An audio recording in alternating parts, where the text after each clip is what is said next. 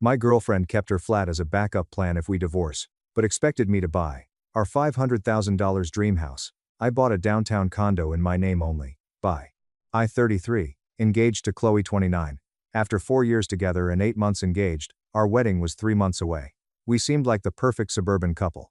Although she was planning her wedding, Chloe loved house hunting. Farmhouse sinks, wraparound decks, and those awful, live, laugh, love, wooden signs were on her Pinterest boards for every room. People kept telling her we'd star in an HGTV remodeling show, and honestly, fully committed. Loved her, and wanted to live with her. It took weeks to find the forever home, Chloe said. A beautiful 4-bedroom colonial in a quiet area with a huge backyard, a renovated kitchen, and a full basement I imagined as my writing and home theater cave.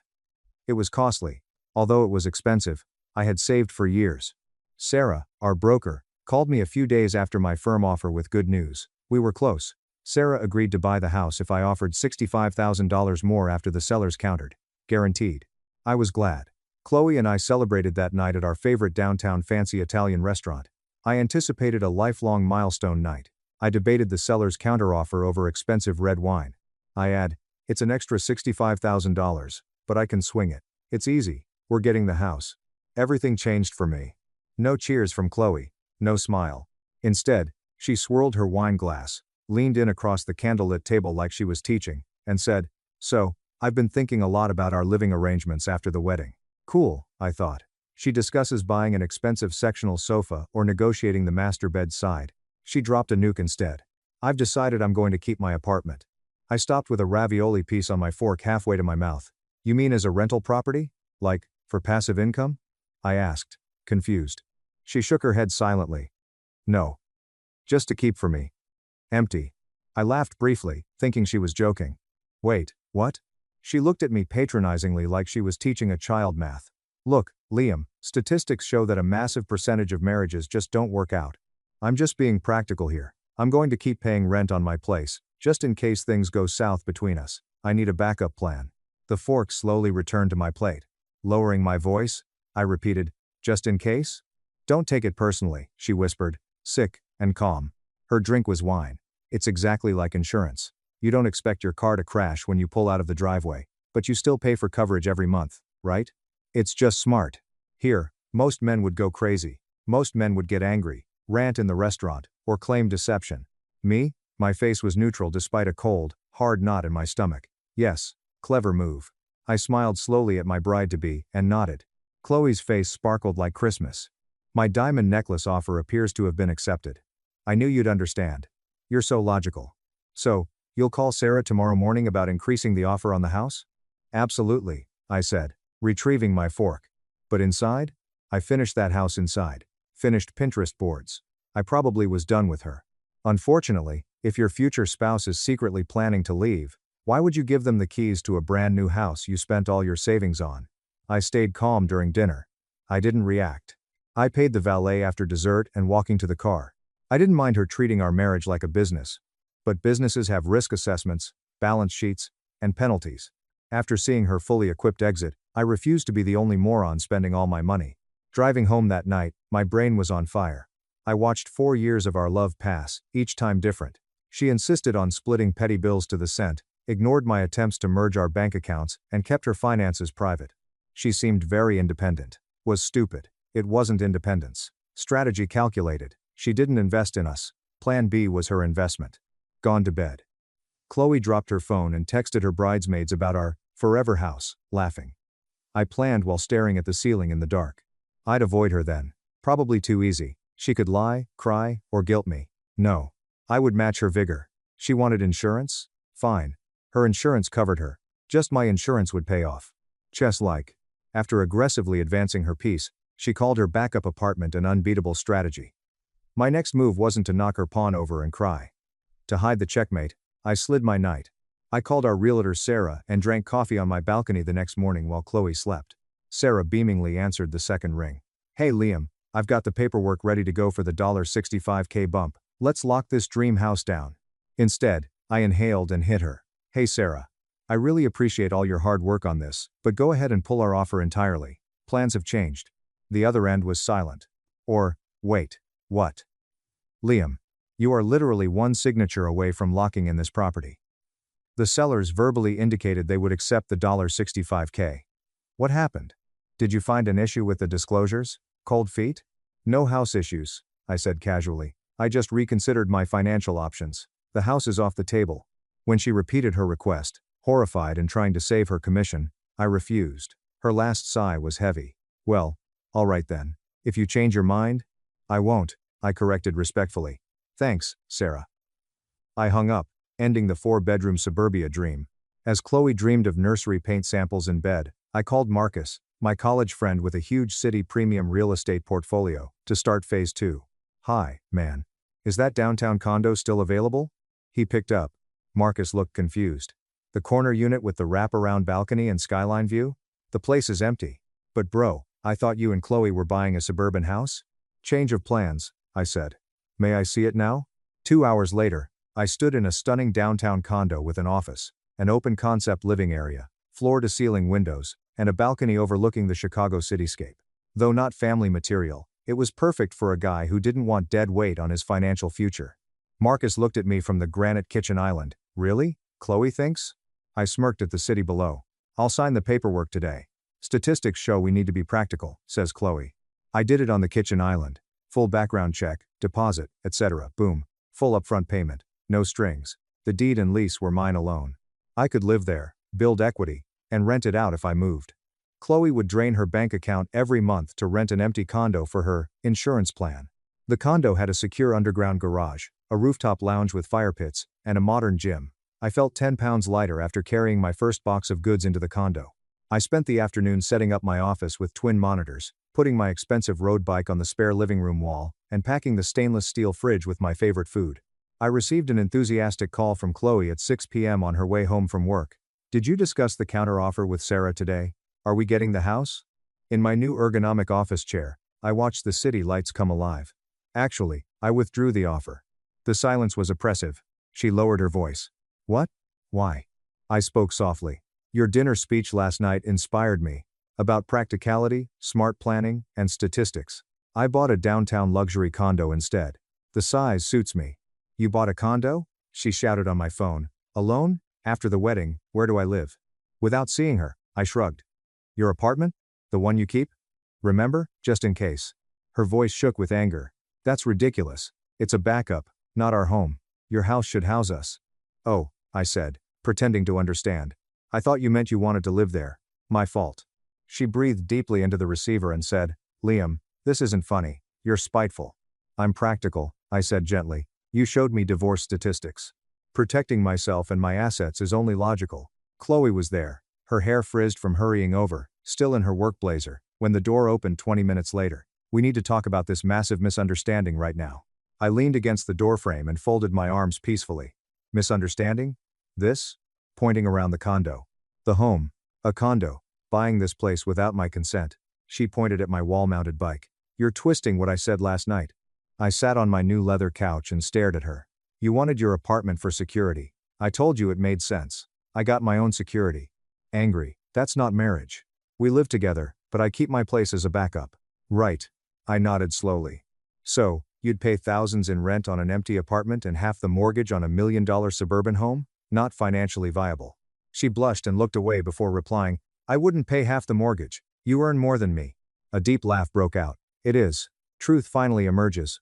So, you plan for me to pay the huge mortgage, down payment, property taxes, and maintenance while you hid in your backup apartment if things went wrong? Does that sound right? She froze and never argued. Silence told me everything I needed to know. I said, Chloe. Leaning closer, losing my snark. A partnership means we're in this together. Risk and reward are shared. You don't want partners. You want a golden parachute ride for free. You want full, me-funded security. I won't be your sugar daddy. She stomped and shouted, You are impossible, ran to the door. I smiled as the heavy door closed behind her. I felt like I was driving for the first time in weeks instead of being driven. She thought herself smart keeping her apartment as insurance, but she only gave me the game rules. I played it smarter. This was just the start. The following week, Chloe turned on crisis PR, starting every conversation with, Liam is nervous. His feet are cold. We're working through his commitment issues. She told friends, co-workers, and her aunt 3 states away that she woke up, went insane, and sabotaged our great relationship. Brenda, her mother, started the attacks on Tuesday night by calling me in that condescending, charming tone elderly women use to guilt trip you. Brenda called, "Liam, sweetheart," cooing. "What's this condo nonsense? Condo for bachelors?" "It's called real estate property, Brenda," I said bluntly, taking her on speakerphone while cooking dinner. "I bought one. In my name." "Well, what about the wedding? Where will you two live?" "Chloe says you've dropped the offer for the lovely suburban house. She's keeping her apartment," I said casually. She was clear. Brenda's brain was working hard. Then she sighed. "Liam, you're misinterpreting her anxiety. She didn't intend that." "She literally said it exactly that way," I said, pan-frying a steak. "She called it their insurance. Insurance is only purchased when a crash is expected." I followed her advice. The call ended quickly as Brenda was powerless against her daughter's direct quotes. A few days later, Chloe arrived at my condo one evening with her leather laptop bag, acting like a CEO closing a Fortune 500 merger. She sat at my kitchen island, opened her MacBook, and faced me. "I did the math," she boasted. She pastel-coded a massive Excel file called Projected Mortgage Splits and Security Fund. If we bought the ideal house again, she could generously fund 25% of the mortgage while I covered 75%, according to her fair calculations. She justified it by saying our monthly out-of-pocket expenses balanced out. As I browsed her cells and calculations, my eyebrows rose to my hairline. She created a spreadsheet line item for Chloe's security net. Let me get this absolutely straight. I crossed my arms and stared at her. I pay most of a 30-year mortgage and the entire 6-figure down payment, while you keep throwing your income into an empty apartment in case you need a soft leave. Does this spreadsheet make it fair? She furiously pointed at the screen. Liam, see the pie chart. See, I have a perfect financial split with my income ratio and rent. Gazing back, I grinned. Balanced? Chloe, that's only balanced, in the same way I spot you at the gym without touching the barbell. Your risk is zero. Her face tensed, her business facade damaged. Liam, this is a compromise. I want this marriage to work. I stood up, grabbed a yellow legal pad from my counter, wrote my proposal in Sharpie, and slid it across the countertop to her. Read. We shop for a house after 1 year of marriage if no one leaves. Otherwise we divorce without harm. She looked at the notebook like I gave her a bomb. A year? Newlyweds live together. Liam, marriage works differently. Then give up the apartment, I said, staring her dead in the eyes. I can't. What if? She cried. Then I guess you've answered your own question, I add. I recycled her printed spreadsheets after she slammed the laptop shut so hard I thought the screen cracked, put it in her bag, and left. 2 days later, her bridesmaids Mia, Harper, and Zoe cornered me as I walked to the water fountain after a tough set of deadlifts. They stood in a semicircle, arms crossed, like a jury preparing to convict. Liam, we need to talk, Mia said. You're ruining Chloe's life for nothing. Harper glared. Smart girl. Everyone knows women need security. Men can change anytime. You punish her for self-defense. She clenched her arms. She cries nightly. Your cruelty and manipulation are extreme. Grinning, I leaned back against the water fountain and wiped my forehead with a towel. Cute logic. She gets a backup plan, but I'm the clown funding it? Ladies, where's my parachute if she bails? Who's stacking my apartment, just in case? They blinked. Oh, wait. I patted my chest. Me. I paid for my own home. I must buy her a huge house and hide a spare key for her safety net to work. It's not secure. I'm being duped. No one expected me to reverse the feminist empowerment narrative, so they looked nervous. That's odd, mumbled Mia. I asked, different how? Because I'm male? I pay for the house, she pays rent for an apartment she doesn't live in, and I'm the toxic jerk for not calling that a fair partnership? No one spoke. I smiled and patted Harper's shoulder as I passed their roadblock, imagining the group's comments as I left the gym. I slept well every night. After hearing Chloe's wildly skewed version over the grapevine, Marcus, one of my groomsmen, stopped by the condo with a 6-pack later that week to get my account. I told it straight on my balcony with city lights behind us. Italian supper, insurance chat, crazy pie charts, gym ambush. Marcus drank beer and hummed after I finished. She wanted a marriage where you took all the financial risk and she took none. Exactly, I said. And she genuinely thought I would just nod, smile, and sign the 30-year mortgage. Marcus chuckled, shaking his head. Great to have you on my side. You avoided a huge bullet. I just had to mirror them when someone tried to shame me, manipulate me, or use sloppy logic. Their weight took them down fast. Chloe wanted to show me worrying about commitment, but I was the only one acting committed. She left before we sent the invites. A leather couch, coffee table, and stunning city view through floor-to-ceiling windows were all I saw when I set my trap. I posted a photo on Instagram with the caption, "Simple place, fits me perfectly." In 10 minutes, likes and comments piled up. I knew what the shot would do, but most people thought it was a bachelor flex. It flashbang onto Chloe's stream. Within an hour, my phone lit up and I heard furious beating at my door instead of a call. When I opened it, Chloe, her mother, Brenda, and sister Jenna, filled my living room like they owned it. A furious Chloe flushed. "Liam, what's up? Perfect for me? Are you intentionally humiliating me online?" Brenda waved, "Sweetheart," but stopped. "Liam, remain reasonable, are engaged to marry." She made one tiny request for peace of mind. "And now you're acting like a petulant child buying this box made of concrete." I leaned unconcerned against my kitchen counter, arms folded. "Small request?" She called it insurance for when we split. I followed her practical advice. She rolled her eyes so hard I thought she'd pull a muscle. "You're twisting her words. Security was all she wanted." "Exactly," I told Jenna. "For herself. Not ours. Big difference." Chloe stomped closer, crying. "Stop calling me a selfish gold digger. In case you left me, I wanted to protect myself." "Funny," I whispered. "You left from where I'm standing. You just wanted me to fund your lifestyle, while you planned your escape." Jenna played the hero despite her trembling lips and silence. "You're using money to control her." I laughed out loud. "Buying my own property with my own money while she hides a backup apartment? Jenna, that's Olympic mental gymnastics." Brenda gestured to calm a chaotic boardroom. "Liam, please, just buy the house. Forget this silly condo. Market it. Let's resume wedding planning. This is just pre-wedding nerves and a silly misunderstanding." "No misunderstanding," I said, pulling my phone out of my pocket and yelling, "I'm keeping the apartment in case we don't work out. Not negotiable." Held screen to Brenda's face. Her exact words. Brenda complained about me being difficult, grabbed Chloe's arm, and stormed out of the condo. I thought the week's drama ended. Nope. Realtor Sarah called me at 8 p.m. and I picked her up laughing and hyperventilating. Sarah exclaimed, "Liam, you won't believe this. Chloe just called me." "Oh, I believe it," I sighed, rubbing my temples. "What did she want?"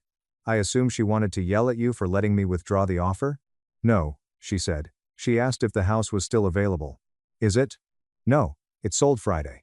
The insane part is that you withdrew your offer on Monday and the sellers accepted another cash offer by the weekend.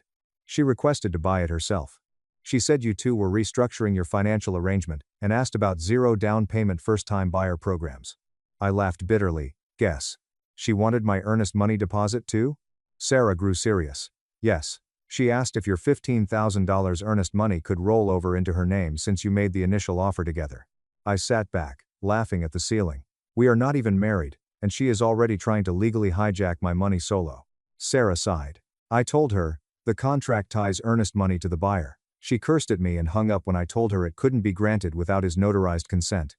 I thanked Sarah, told her I owed her a bottle of wine, and hung up shaking my head. Chloe was betting and actively sought to eliminate me while keeping my financial benefits. She wanted my dream house legally as hers. The next day, Chloe returned to my condo calmer, dressed nicely, and acting like she had practiced a monologue in the mirror. She sat gracefully at my kitchen counter, smoothing her skirt and smiling. She said, "Look, Liam," in her sweetest voice. "Maybe you could move into my apartment while we find a better place. You could sell this condo and start over." Just to clarify, I laughed after 10 seconds of staring at her. "You want me to sell my luxury condo and move into a cramped apartment you rent while you keep your backup plan alive? Are you hearing yourself when you speak?" Her fake smile snapped, revealing venom. "You're making this so hard." "No, Chloe." I stood and opened the front door. "You made it hard when you decided partnership meant me covering everything while you planned an exit. I skipped your game."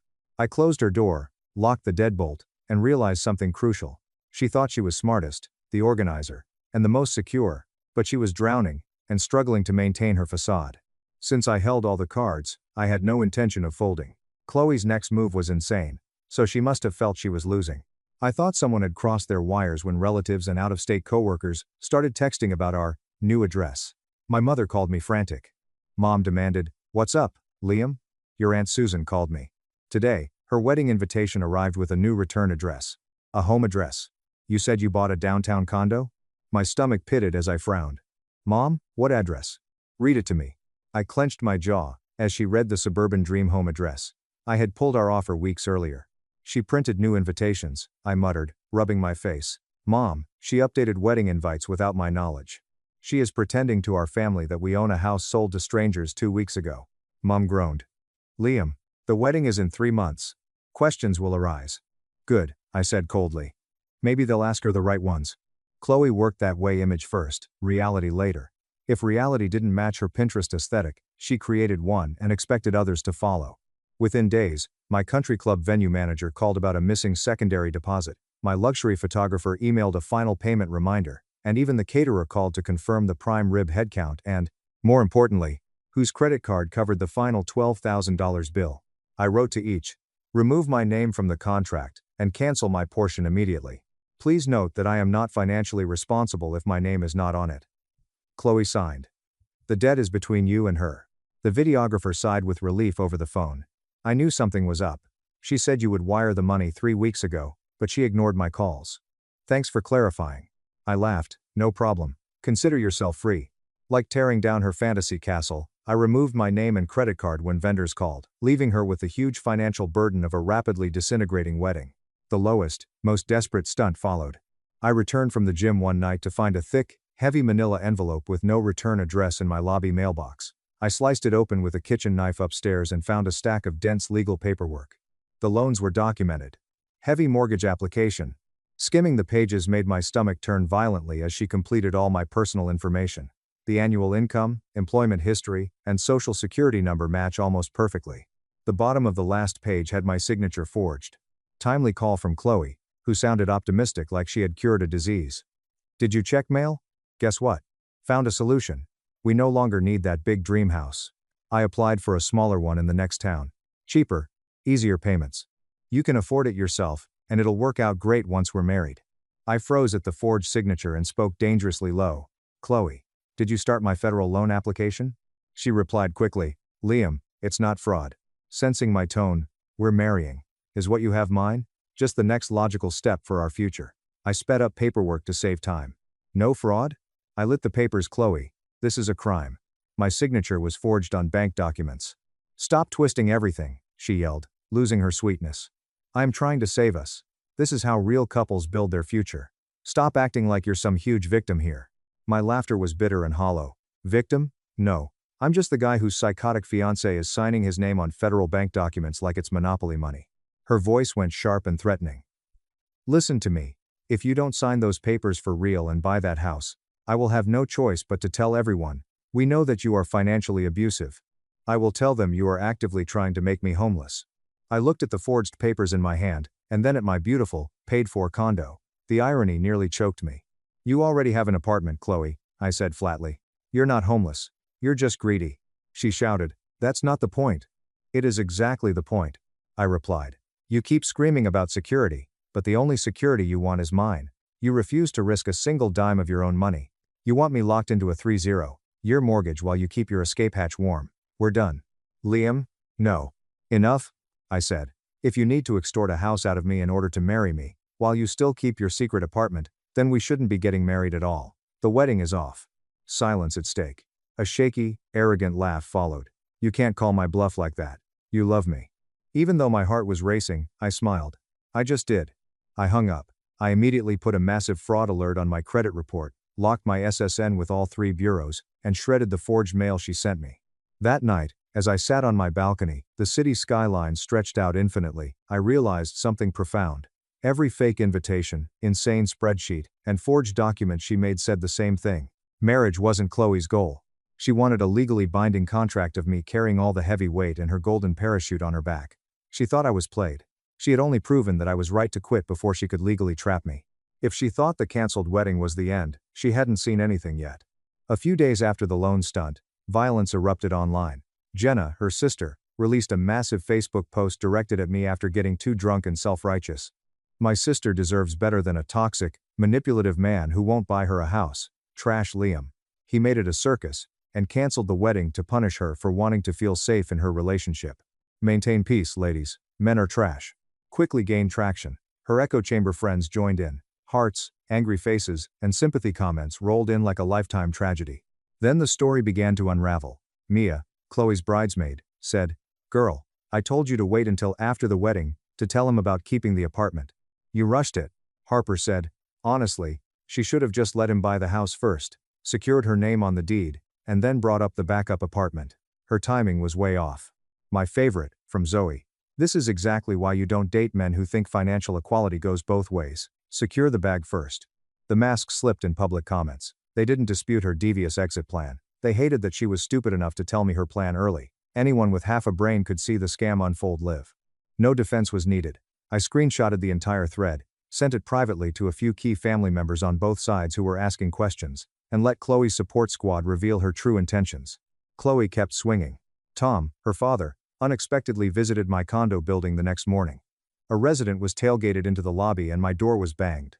I had never seen a man look more ready to physically scold an employee. Tom was a blue-collar contractor, square shoulders, clenched jaw, booming voice. He barked, "Liam, this has gone far enough." Before I offered him a seat, "My little girl is heartbroken. You're going to fix this right now. You're going to buy a house, marry my daughter, and stop this childish nonsense about her apartment." I leaned against the counter, arms folded, calm as ever. "No, Tom, I'm not." His face instantly turned beet red. "Excuse me? Your daughter wants me to buy a house entirely on my dime, while she keeps a backup apartment so she can leave me at a moment's notice. That's not a partnership, that's a financial scam." He stabbed my chest with a thick finger. "It's called being smart. You should be damn proud she's thinking ahead and protecting herself." "Thinking ahead?" I laughed. "Tom, she is planning for a divorce before we even walk down the aisle. That's not smart. That's her loudly admitting she doesn't trust me, or this relationship." He blinked, unaccustomed to being challenged. He tried another approach, softening his voice. "Look, son, I know people in the business. I could get you a really good deal on a starter home. A contractor's discount. You wouldn't even feel the financial hit." I laughed, shaking my head. "I don't need a discount house, Tom. I already bought my own luxury property, paid the upfront in full, in my name." That totally stopped him. He stared at me, processing how I had completely bypassed his daughter's control. I saw Chloe exit the elevator behind him. She hid to see if her dad could bully me. She broke down in loud, theatrical tears when she saw me standing firm. "I just wanted security," she wailed, clutching her purse. "Is that so wrong?" I looked her dead in the eye, feeling absolutely nothing. "No, Chloe. Wanting security isn't wrong.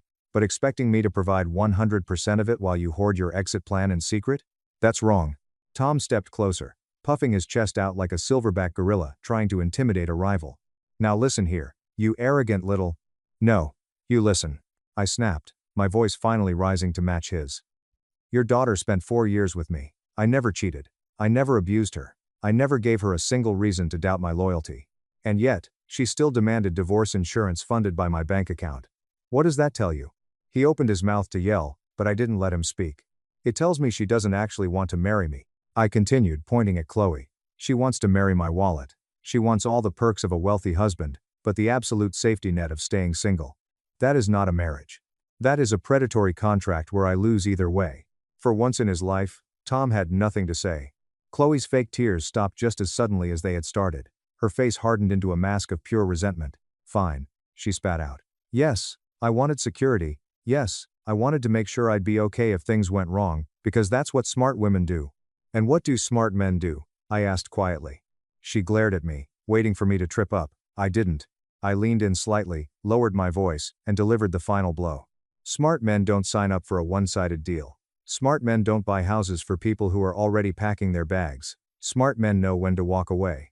The silence that followed was heavier than anything I had ever experienced in my life. The air in the hallway felt thick. Tom slowly shook his head, muttering something under his breath about me being a lost cause, and turned toward the elevator.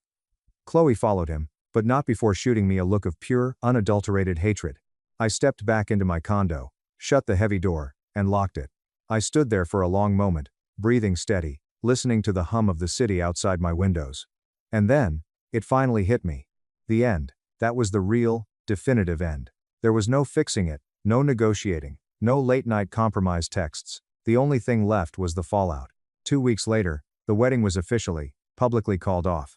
Chloe desperately tried to spin the narrative on social media that it was a mutual decision due to differing life paths, but Jenna's drunken Facebook rant and the bridesmaids' exposing comments had already blown that cover to pieces. Everyone in our social circle knew she had been scheming. Everyone knew exactly why the wedding fell apart. And me? I wasn't sad. I wasn't heartbroken. I was overwhelmingly relieved. Because she had made one thing crystal clear. She kept her apartment just in case, and I kept my freedom just in time. At first, Chloe went completely dark online, but then the real, devastating fallout started. The financial reality of her actions hit her like a freight train. I heard through mutual friends that she had to voluntarily surrender her luxury car lease. The monthly payments were simply too steep once she realized my income wasn't there to subsidize her lifestyle anymore. And that precious apartment she stubbornly insisted on keeping? Suddenly, it wasn't a comforting safety net. It was a brutal financial chokehold. Between her rent, utilities, and the thousands of dollars in non-refundable wedding vendor deposits she was now solely responsible for, she couldn't claw her way back to black. Her solo paycheck wasn't stretching nearly far enough. That's when she had to swallow her pride and bring in a roommate. A girl named Becca. I only knew about Becca because, a few months later, Marcus sent me a link to a rant on a local Chicago housing forum. Becca was aggressively venting about her nightmare living situation. She described a control-freak roommate who cried constantly, blamed her ex-fiancé for literally everything wrong in her life, and had a deadbeat boyfriend who practically lived on their couch in a tiny one-bedroom apartment. I didn't need a name to connect the dots. It was Chloe. She had downgraded from a $1 million dream house with a Pinterest-perfect kitchen to splitting a cramped apartment with a stranger and her boyfriend hogging the television. Meanwhile, I was thriving. The condo was absolutely perfect. My office had everything set up. My cycling gear was neatly racked, my dual monitors were running smooth for work, and my balcony had become my sanctuary. I spent my mornings drinking high-end coffee looking out over the skyline. The gym downstairs became my daily routine, and the rooftop lounge turned into my favorite place to host Marcus and the guys for weekend drinks. It wasn't just a home, it was a massive upgrade in every conceivable way. And the absolute best part? It was legally, entirely mine. My equity was climbing every single month, while Chloe drained her depleted bank account into rent for a place she didn't even like living in anymore. Word spread, of course. Chloe couldn't stop telling people I had financially abandoned her at the altar. She conveniently skipped over the part where she tried to steal my earnest money, buy a house behind my back, and forge my signature on federal loan papers. But people who actually knew both of us saw right through her victim act. Whenever distant acquaintances asked me directly what happened, I'd just smile, take a sip of my drink, and say, she kept her apartment just in case. I kept my sanity just in time. It always got a laugh. One rainy afternoon a few months later, I ran into her by pure accident. It was at a Whole Foods downtown, of all places. I was walking out of the produce section with a basket full of fresh groceries when I saw her standing by the organic apples. She looked completely different. She looked tired. There were heavy bags under her eyes, her hair was tied up in a messy, frizzy knot, and her clothes looked slightly wrinkled. It was the distinct look of someone who is constantly stressed about money and never quite catching up to their bills. She spotted me, froze like a deer in headlights for a second, then forced a weak, half-smile. Liam. Chloe. I nodded, keeping my posture relaxed. We stood there in awkward silence for a moment before I couldn't resist. How's the insurance plan working out for you? Her face immediately tightened, her eyes flashing with that familiar anger. You don't have to be cruel, Liam. Not cruel, I said smoothly, adjusting my grip on my basket. Just honest. And I kept walking. I didn't even slow my pace, not looking back. The shocked look on her face told me everything I needed to know. She wasn't used to people not bending to her victim narrative. Chloe genuinely thought she was outsmarting me with her elaborate apartment scheme. She thought she had it all perfectly lined up, a backup plan, family pressure to keep me in line, and even fake invitations to keep up appearances, while she forged documents. But in the end, her master plan just exposed her for exactly what she really was, someone who desperately wanted all the benefits of a partnership, with absolutely zero of the responsibility or risk. And me? I came out miles ahead. I had a luxury property in my name, a growing savings account, a new girlfriend who actually communicated like an adult and didn't play childish games, and a peaceful life that didn't revolve around managing someone else's toxic financial paranoia. Becca, the roommate, posted another rant online a few weeks after the grocery store incident, this time about how her family no longer visited the apartment, and how she was clearly living with massive regrets but was too proud and stubborn to admit she ruined her life. I almost felt sorry for her. But then I remembered Chloe standing in my kitchen, smugly tapping her manicured finger against her color-coded spreadsheets, trying to convince me it was balanced for me to pay 75% of a massive mortgage while she threw her money at an escape hatch, killing any remaining sympathy. Because the truth was simple, Chloe got her apartment, lived in it, and clung to it like her lifeboat. Unfortunately, lifeboats are cramped, uncomfortable, isolating, and not the future anyone wants to live in. Ownership, freedom, and absolute peace were mine, too. The condo was more than a place to sleep. It was a daily reminder that I didn't bend when someone tried to fool me. I called her bluff and won. I'm building massive equity, enjoying the city view from my balcony, and planning a weekend ski trip while Chloe splits rent with a roommate who hates her and tells everyone I ruined her life. She wanted insurance, I wanted a partner. ER. Doc laughed. Your son is just a junkie wanting a fix. He didn't know my husband is the chief of surgery. I stood behind him. License gone. The life-changing call arrived at 3:42 a.m., a cold Friday morning. I drank a lukewarm cup of black coffee at my kitchen island, while examining the week's complicated surgical schedules. I was a general surgeon for 24 years before becoming Belmont Memorial's chief of surgery 9 years ago. Night calls are normal to me. I've experienced emergencies, trauma, and the razor-thin edge between life and death. The moment my phone vibrated on the marble countertop and my 2-3-year-old son Leo's name showed on the screen, my chest seized with primordial, crushing panic. A institution over 3 hours distant had Leo as an environmental science graduate student. He was fiercely independent, diligent, and never phoned me at this terrible hour unless the world was falling apart. Swiped screen. Leo? What's wrong? Dad. His raspy, agonized voice made the hairs on my neck spring up. Dad, I'm at Oak Ridge Medical's ER. I've been here for almost 3 hours, and the doctor won't treat me. He keeps telling the nurses I'm faking my symptoms to get painkillers. Dad. Something is really wrong inside me. It hurts so bad I can't even stand up. I left my chair and ran to my bedroom to get my keys and money. What symptoms? Talk to me, Leo. Tell me exactly what you're feeling. Don't leave anything out. I heard him shakily breathing through his teeth. It started around midnight. Just a dull ache around my belly button. But then it moved. It's this sharp, stabbing pain in my lower right abdomen now. It's getting worse, every single hour. I'm so nauseous, Dad. I've thrown up 3 times in the waiting room. I'm freezing, but I'm sweating. I tried to explain exactly what I was feeling, but the doctor just kept asking me about my drug history. He kept looking at my arms, looking at me like I'm some kind of filthy street junkie. My hands froze solid, right lower quad discomfort, periumbilical migration, nausea, vomiting, fever, chills.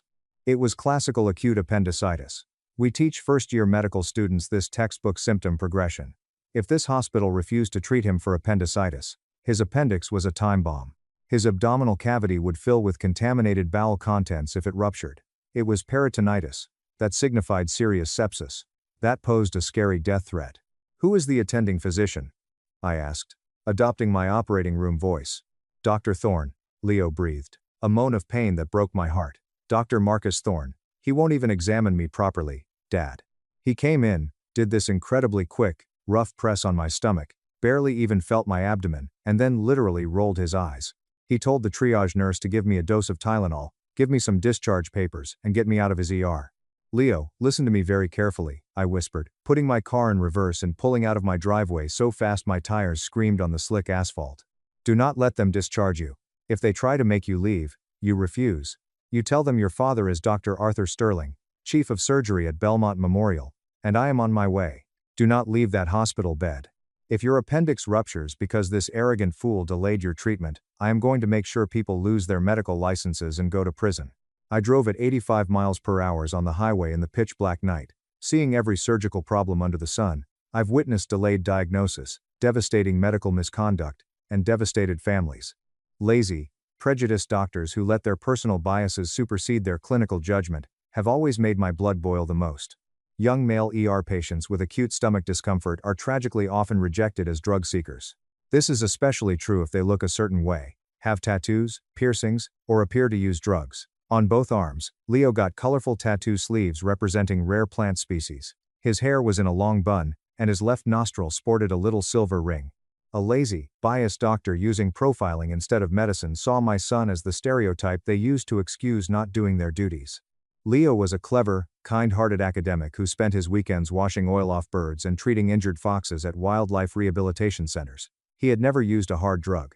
I wanted to punch a brick wall at the thought that some arrogant, burnt-out emergency department doctor had looked at my child, judged his tattoos, and declared him an addict searching for a fix without conducting any diagnostic work.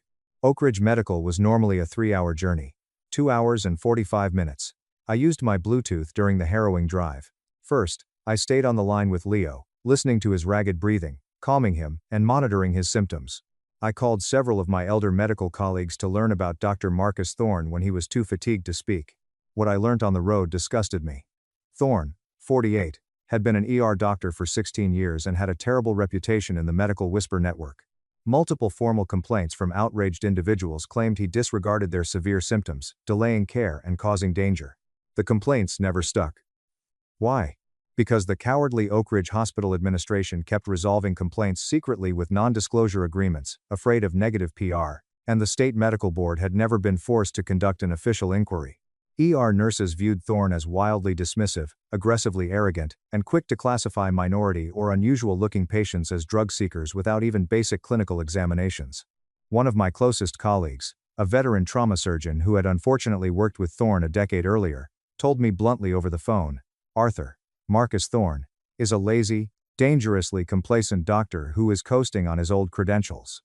He profiles his patients the moment he walks in the room, making snap judgments based on what they're wearing and how they look, and he refuses to do the diagnostic legwork."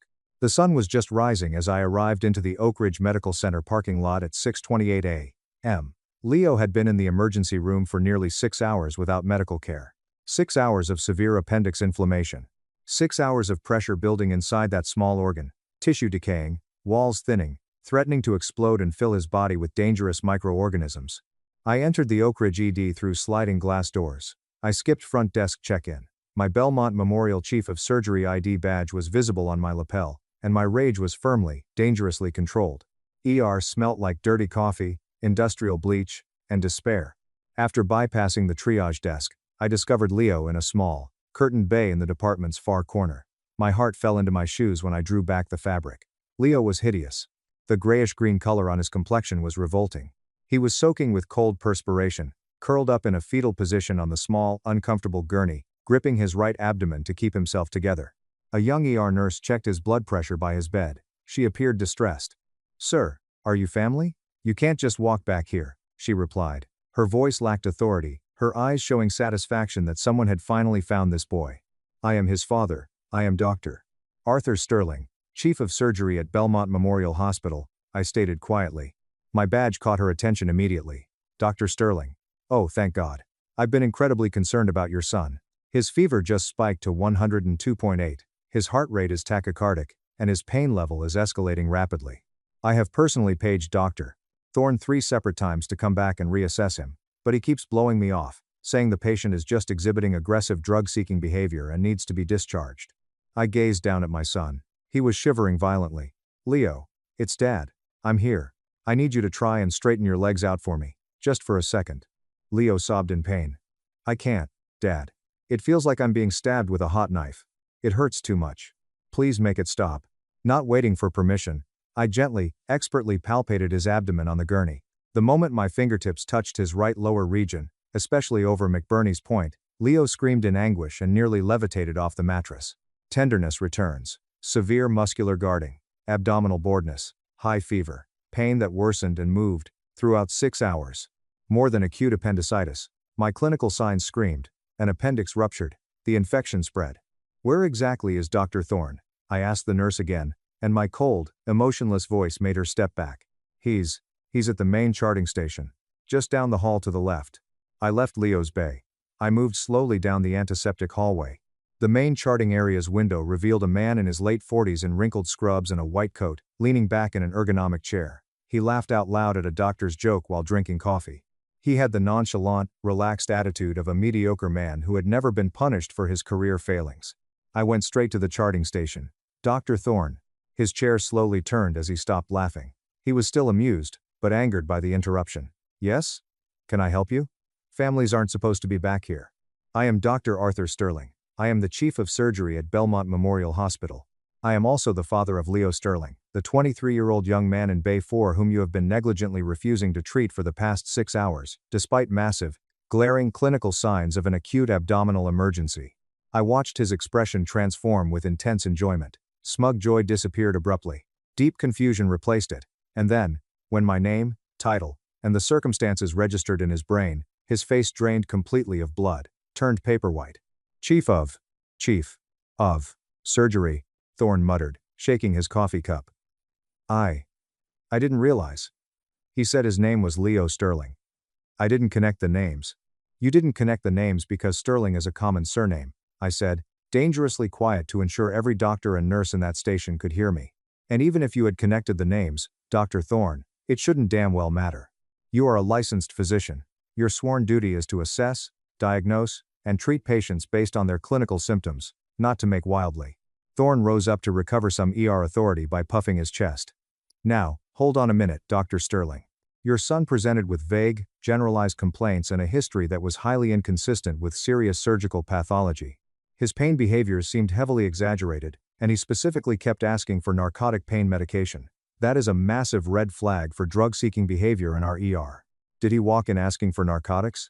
I invaded his privacy and made him look at me. Or did he ask for basic pain relief after sitting in your waiting room for hours in absolute blinding agony?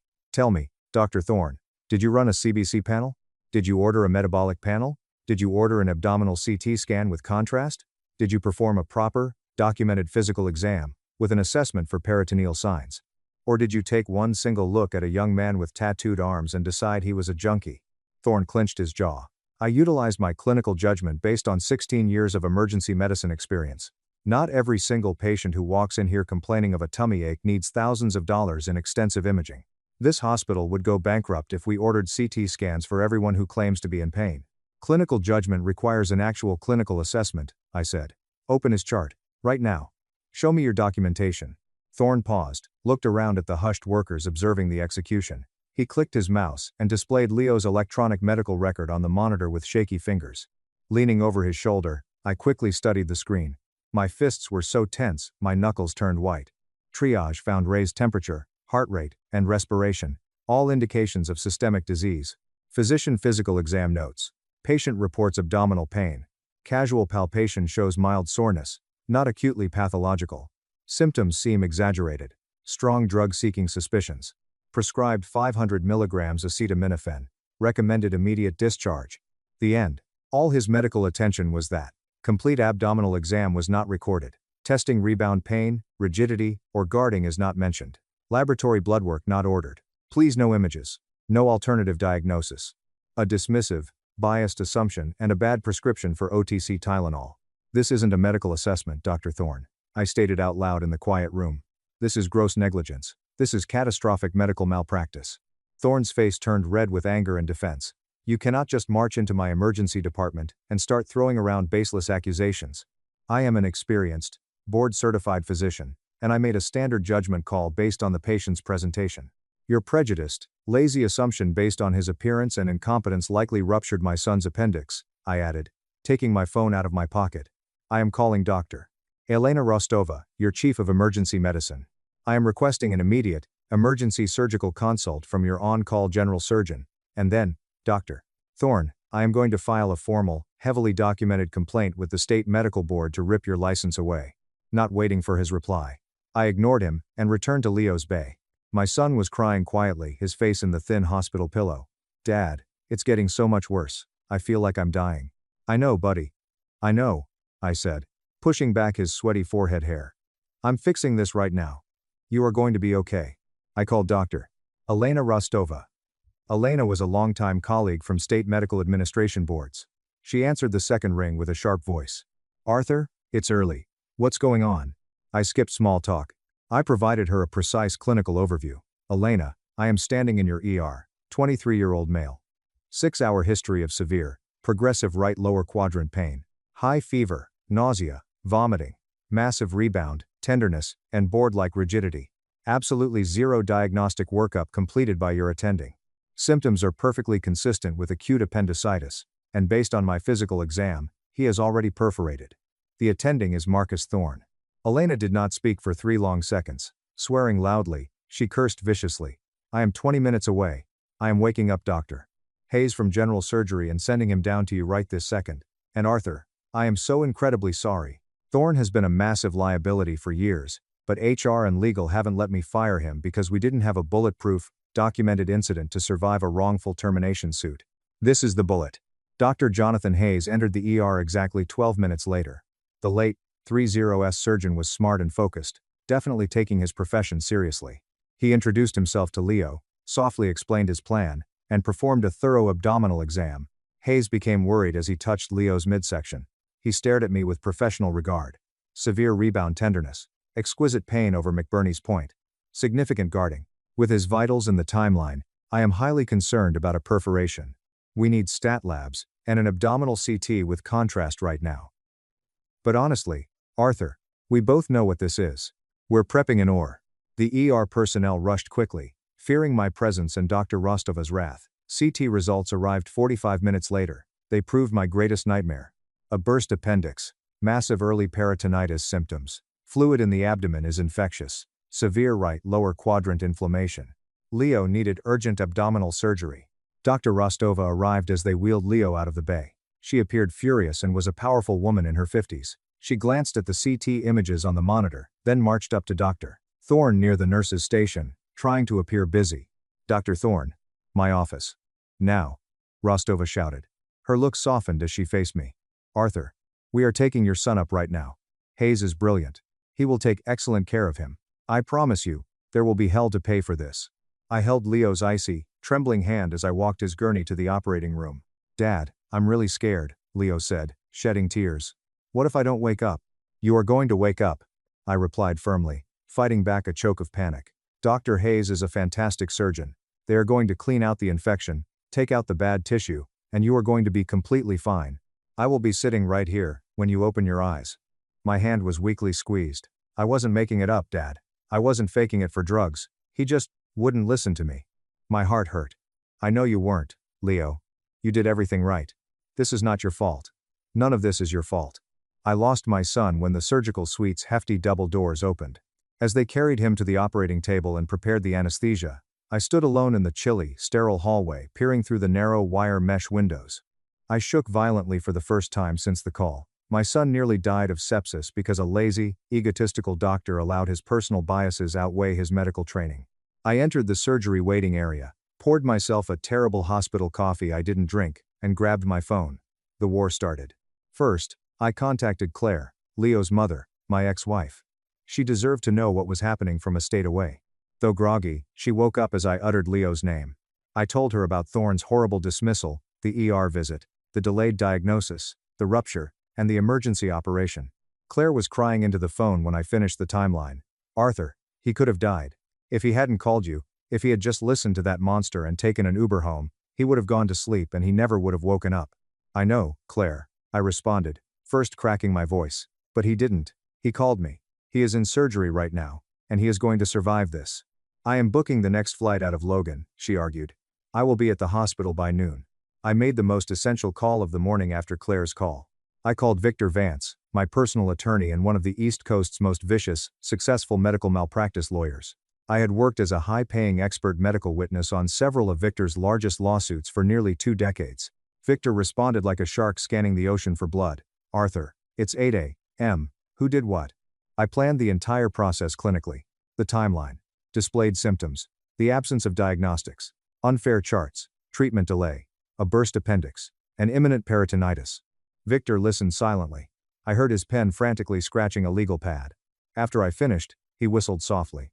Arthur, this isn't just standard medical negligence. This is a catastrophic failure to diagnose, compounded by inadequate assessment, resulting in massive, documented physical harm. The fact that he actively documented his profiling of Leo, writing down drug-seeking behavior without a shred of clinical proof, adds a massive dimension of gross negligence and bias. We can file an immediate, devastating complaint with the state medical board.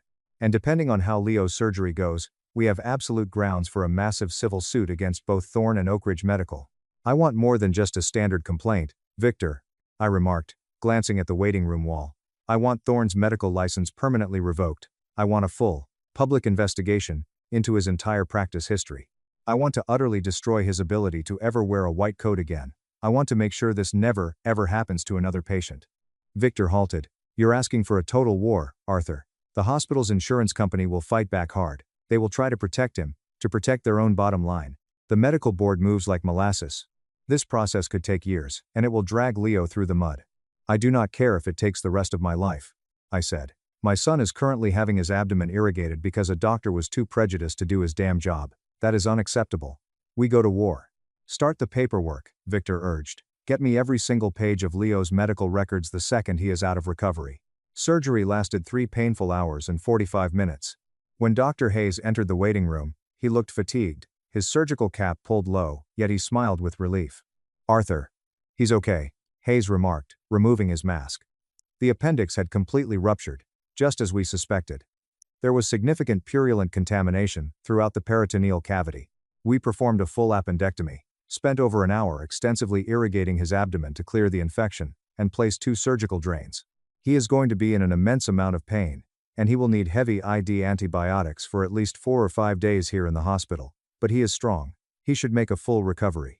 After the adrenaline crashed, I leaned against the wall, weak-kneed with relief. Thank you, Jonathan. Thank you for saving him. Hayes became furious. Arthur, I need to be completely off the record with you for a second. The tissue necrosis showed that the rupture was incredibly recent. Probably within the past 2 hours. If Thorne had properly assessed and treated him the moment he arrived at the ER, we could have performed a simple, clean laparoscopic surgery long before the perforation ever occurred. Thorne's delay directly caused the rupture, the peritonitis, and the need for this invasive open surgery. I know, I whispered. I am thoroughly documenting everything in my official surgical operative notes, Hayes said. The timeline, the delayed diagnosis, the entirely preventable perforation. If you decide to pursue this legally or through the board, I will gladly sit on a witness stand and testify to the massive standard of care violations under oath. Strongly shaking his hand. You have no idea how much I appreciate that. Around 2 p.m., Leo woke up in surgery recovery. After the severe anesthesia, he was pale, sleepy, and connected up to a horrifying number of monitors, IV lines, and surgery drains. In the cold plastic chair next to his bed, I held his hand and watched his chest rise and fall. His puzzled, watery eyes blinked open. He looked around before looking at me. Dad? I grinned. I'm right here, buddy. Tears eventually forming. The surgery went perfectly. They got the appendix out. The infection is being treated. You are going to be completely fine. Leo breathed deeply and tears fell down his face. I honestly thought I was going crazy in that waiting room. Thorne kept looking at me with such disgust. He kept saying I was faking it, that I just wanted to get high. I was in so much pain, I actually started wondering if maybe I was making it up, if my brain was just playing tricks on me. I leaned over and kissed his forehead. The pain was real, Leo. Your body was failing, and you were completely right to trust what you were feeling. Dr. Thorne was dead wrong. He is a disgrace to the medical profession, and I promise you, he is going to face severe consequences for what he did to you. I worked for 5 days as Leo slowly and painfully recovered in Oak Ridge Hospital. I attentively recorded every event detail. I requested and received all his computerized medical data, from ER triage notes to Dr. Hayes' operation reports, unredacted. The ER nurses who worked during Leo's agonizing wait were quietly interviewed by Victor's private investigator. I was chilled by what we found. Dr. Thorne received 3 nurses' urgent concerns regarding Leo's rapidly deteriorating condition. Sarah, a trauma veteran with 20 years of expertise, addressed Thorne, informing him that Leo's vital signs and extreme guarding indicated a surgical urgency. She virtually begged him for a stat CT. Thorne shouted in the charting station that nurses need to stay in their lane and trust a physician's superior judgment regarding drug-seeking addicts. Victor also found that Thorne had killed others before Leo. In the past 2 years, outraged patients filed 5 formal complaints against Thorne for excessive negligence. Thorne dismissed a young black woman with serious chest discomfort as an anxiety attack and sent her home. She returned by ambulance 6 hours later with a major pulmonary embolism and nearly died. Thorne disregarded a teenage boy's ruptured ulcer as mild gastritis. In every case, Oak Ridge Medical's risk management team intervened, provided the victims modest cash settlements with strong non-disclosure agreements, and hid Thorne's incompetence to protect their hospital's name. On the 4th day of Leo's hospitalization, Dr. rang. Arthur, I wanted you to hear this from me. I have officially initiated a formal, aggressive peer review of Dr. Thorne's recent cases. We are pulling every single chart he has touched in the last 3 years. Based on what we are already finding, hospital administration has officially placed him on unpaid administrative leave, pending termination. That is a good start, Elena, I said coldly. But administrative leave is a slap on the wrist. I want his license. Off the record? Elena groaned. I hope you get it. I've been trying to build a bulletproof case to fire him for years. The corporate cowards in administration kept protecting him because he churned through patients quickly and billed high. Your son's ruptured appendix is the absolute nightmare scenario they always feared. Nail him to the wall, Arthur. Victor filed our enormous, well-documented complaint with the state medical board on day 5. He also filed a notice of intent to sue Dr. Marcus Thorne and Oak Ridge Medical Center for gross medical malpractice, carelessness, and standard of care violations.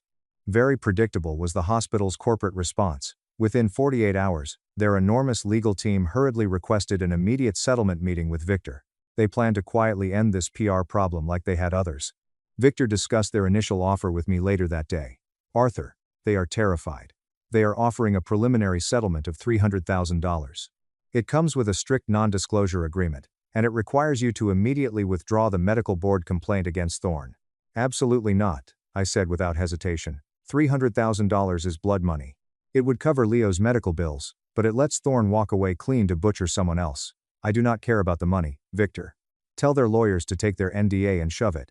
We are proceeding with the board complaint. We are proceeding with the lawsuit. We are taking this entirely public.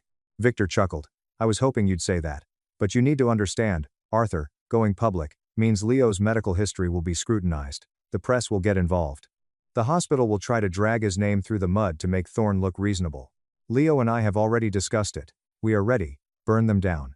6 weeks later, the state medical board began investigating. They gave the case to a harsh medical investigator with years of experience. I, Leo, Sarah, the ER nurse, Dr. Hayes, and Dr. Rostova were interviewed. He examined every medical report, the date, and Thorne's horrendous history of suppressed complaints. Thorne hired a shady, expensive defense counsel who defended bad doctors to save his career. Their legal strategy was predictable: attack Leo's integrity, claim he overstated his symptoms, and say Thorne's clinical judgment was fair, given the ER's high prescription demand. They weren't ready for what followed. We refused the NDA, so the story was public. A passionate, Pulitzer-winning investigative journalist named Rachel from the state's largest newspaper heard about the lawsuit. She got an exclusive interview. I handed her time frame. I directed her to other NDA-silenced victims. The Sunday front page essay by Rachel was explosive. The headline was devastating: Pattern of Prejudice, How One Oak Ridge ER Doctor's Bias Put Dozens of Patients in Body Bags, and How the Hospital Covered It. Leo's awful ordeal was recounted alongside interviews from 3 other patients who heroically broke their NDAs to speak up about Thorne disregarding their life-threatening ailments because they were minorities, had tattoos, or didn't appear like respectable patients. The public suffered nuclear catastrophe. Patient advocates protested Oak Ridge Medical. Local politicians sought probes. The controversy destroyed the hospital's PR department. Oak Ridge Medical's board of directors voted emergency. Within 48 hours of the article's publication, Dr. Marcus Thorne was fired for cause, and the vice president of risk management who initiated the cover-ups was fired. But terminating him wasn't enough. I needed to make sure he couldn't practice medicine elsewhere in the country. Late November's freezing morning state medical board hearing followed Leo's surgery 4 months earlier. Reporters filled the state capitol hearing room, which was official and intimidating. 7 senior doctors and 2 public advocates sat behind a long mahogany table. Leo testified first. Although nervous, his voice was strong and unwavering as he described the agonizing pain, terror of being ignored, and humiliation of being treated like a criminal while his organ was literally bursting inside his body. Leo said, "He looked at me like I was absolute garbage." To the quiet room. Like I wasn't even a human being worth his time. I kept begging him to listen, telling him that something was tearing apart inside me, but he had already looked at my tattoos and decided I was just a liar. Sarah, the brave ER nurse, testified next. Her testimony sealed the deal. "In my 20 years of emergency nursing, I have learned to trust objective clinical signs," she said. Mr. Sterling was in severe, critical distress. His vitals were crashing. I explicitly warned Dr. Thorne that the patient was exhibiting classic signs of an acute abdomen. Dr. Thorne told me to mind my own business and that the patient was just a junkie looking for a high. He refused to even touch the patient's abdomen during his second assessment. Dr. Hayes' clinical, devastating surgical findings proved that the delay in care caused the rupture and life-threatening peritonitis. Thorne was next. He looked hollowed out in the witness chair, sweating profusely. He was too arrogant to play the victim, even though his attorney advised him to show remorse. He maintained he used best clinical judgment. Victor dissected Thorne like a high school biology frog during cross-examination. "Dr. Thorne," Victor strolled to the panel. "You documented that Mr. Sterling exhibited drug-seeking behavior. Can you tell this board exactly what specific, clinical behaviors led you to that medical conclusion?" Swallowed hard, Thorne. He was highly agitated. He was requesting pain relief. According to the nursing charts, Mr. Sterling never once asked for narcotics. He asked for something to make the pain stop after sitting in your waiting room for over 3 hours. Is asking for pain relief while suffering from a ruptured appendix indicative of drug abuse in your professional medical opinion? It can be a red flag, Thorne mumbled. "A red flag," Victor jeered. "Dr. Thorne, Isn't it true that your clinical judgment was actually just a baseless, prejudiced assumption based entirely on the fact that my client's son has tattoos and a nose ring? Thorne defended, no, I rely on medical instincts. Medical instincts that resulted in a young man's internal organs flooding with toxic bacteria while you drank coffee and laughed at the nurse's station, Victor replied, dropping the chart with a loud crack. No further questions. The medical board deliberated under 90 minutes. After they returned, the board chairman, a strict pediatric surgeon, read the final decision into the microphone. After a thorough review of the overwhelming evidence, the clinical documentation, and the horrifying pattern of prior conduct, this board finds that Dr.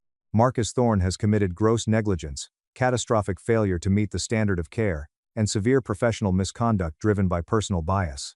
Dr. Thorne, it is the unanimous decision of this board that your medical license is hereby permanently revoked. You are barred from practicing medicine in this state, and this ruling will be immediately forwarded to the National Practitioner Data Bank to ensure you cannot obtain a medical license in any other jurisdiction in the United States. Thorne fell back into his chair, burying his face in his shaking hands. He had lost his career forever. He never touched a patient again. Oak Ridge Medical Center settled our civil malpractice lawsuit 3 weeks after the hearing, terrified of a public jury trial after the board's damning ruling. The payout was $2.1 million. More importantly, Oak Ridge was legally required to make major systemic changes as part of the settlement agreement. They required diagnostic imaging for all acute abdominal pain presentations regardless of attending physician overrides under strict new triage protocols. They replaced their risk management team and required rigorous implicit bias training for all physicians. Leo fully recovered physically. He thrives, despite his jagged, 6-inch abdominal surgical scar and medical trauma and anxiety when visiting the doctor. He does amazing field research for a massive environmental protection agency, after earning his master's degree with honors. He still has tattoos and a nose ring, but he's learned to fight for himself. This is revenge's final, beautiful twist. My medical network informed me a year after the settlement that Marcus Thorne, disgraced and unable to practice medicine, had secured a lucrative corporate job. A large health insurance company hired him as a medical consultant. His new job involved reviewing patient claims in a cubicle, and using his medical expertise to find loopholes to deny sick people life-saving treatments. It was the sickest irony. A negligent doctor who nearly killed my son is now getting millions from an insurance company to deny care to other victims. Leo and I used $1.5 million of the hospital settlement to create a massive, aggressive non-profit legal foundation. The foundation's sole purpose is to provide free, top-tier legal representation to patients who have been wrongfully denied medical coverage by insurance companies or medical bias and malpractice. Our foundation's first major, public class action lawsuit, we targeted the insurance conglomerate that hired Marcus Thorne, subpoenaed Thorne's employment records. We destroyed his credibility as a medical consultant in federal court, with his revoked medical license and history of catastrophic medical negligence. We argued that insurance denials from doctors with revoked licenses for gross incompetence were fraudulent. Fearing massive federal exposure and the media circus our foundation was creating, the insurance company panicked. Marcus Thorne was fired Friday afternoon for breach of corporate ethics. He is unemployed, unemployable in healthcare, bankrupt from legal fees, and facing several new lawsuits from his former victims who were emboldened by our foundation's success. My phone rang yesterday as I sat in my Belmont Memorial office overlooking the city skyline. It was Leo. He said, "Hey, Dad," with a lively voice. "Just calling to check in. The foundation's lawyers just won another appeal for that young girl, who was denied her autoimmune medication." I smiled, feeling profound peace soak into my bones. "That is incredible news, Leo. You're doing amazing work." "Dad." Leo paused, softening. "I know I've said it 100 times, but, thank you. Thank you for answering the phone that night. Thank you for believing me when no one else would. Thank you for completely destroying that monster." "You never have to thank me for that, Leo," I said, looking at his desk photo. "That is exactly what a father is supposed to do. We have a long way to go to fix medical systemic bias. Some arrogant doctors believe a medical degree qualifies them to play God and judge patients by appearance. Every time we win a case, force a hospital to change its protocols, or remove a bad doctor, we make the system safer for the next person. Marcus Thorne thought my son was a disposable junkie. He learned the hard way that messing with a father's child costs more than your job. You lose everything. I got uninvited from my mom's birthday because I didn't look good next to my sister's boyfriend. Turns out, I was actually his boss. He looked me in the eye and said, "If you still insist on coming home, then don't call me your father." 3 weeks later, the power, water, and internet in their house all shut off, on my mom's birthday. Follow my narrative. Perhaps you will recognize yourself in it. Hello, this is Ryan. I'm 30 years old and reside in a little town around 40 minutes from Seattle. Every morning, I make myself a cup of coffee, put on the weather, and drive less than 10 minutes to work. I co-founded a small technology company focused on sustainable energy. Not everyone understands what I do, including my family. They still think I spend my days tightening screws and repairing machinery, which I don't mind. I have never felt the need to explain. When someone asks about my family, my parents or my sister Jessica, I smile slightly. It's been a while since we talked, I remarked, and that's it. I'm not hiding anything, but I don't see the sense in retelling it anymore.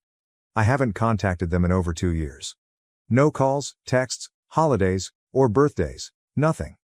Just a long calm stretch, as if the connection between us had been severed and no one tried to repair it. I used to feel that family was everything. But 2 years ago, on my mother's birthday, everything changed. 2 years ago, 3 weeks before my mother's birthday, I had just booked a trip and taken time off work. The plan was simple: go home early, stay for a few days, and help with preparations, just like every other year. Nothing extraordinary. I just wanted to let them know. I contacted my mother right away, but my father answered after only 2 rings. "I'll be home 2 days early," I announced nonchalantly. "If there's anything you need me to pick up or help with, just let me know." He initially responded vaguely, but then hesitated. When he finally spoke, his voice sounded strange, heavier than normal, as if he was attempting to avoid something. "Ryan, if possible, maybe don't come home this year." At the time, I assumed he was just concerned about my schedule. "It's fine, Dad," I said, still clutching a steaming mug of coffee. "I've got everything sorted, it's no trouble." The pause was longer this time. Then he spoke again, firmer, but colder. "Jessica's bringing her boyfriend home this year. He's a manager, someone important. Speaks well and carries himself properly. And your job, well, it isn't very comfortable to talk about, so it's best if you don't come." At that point, I felt heat rising from the back of my neck to my face.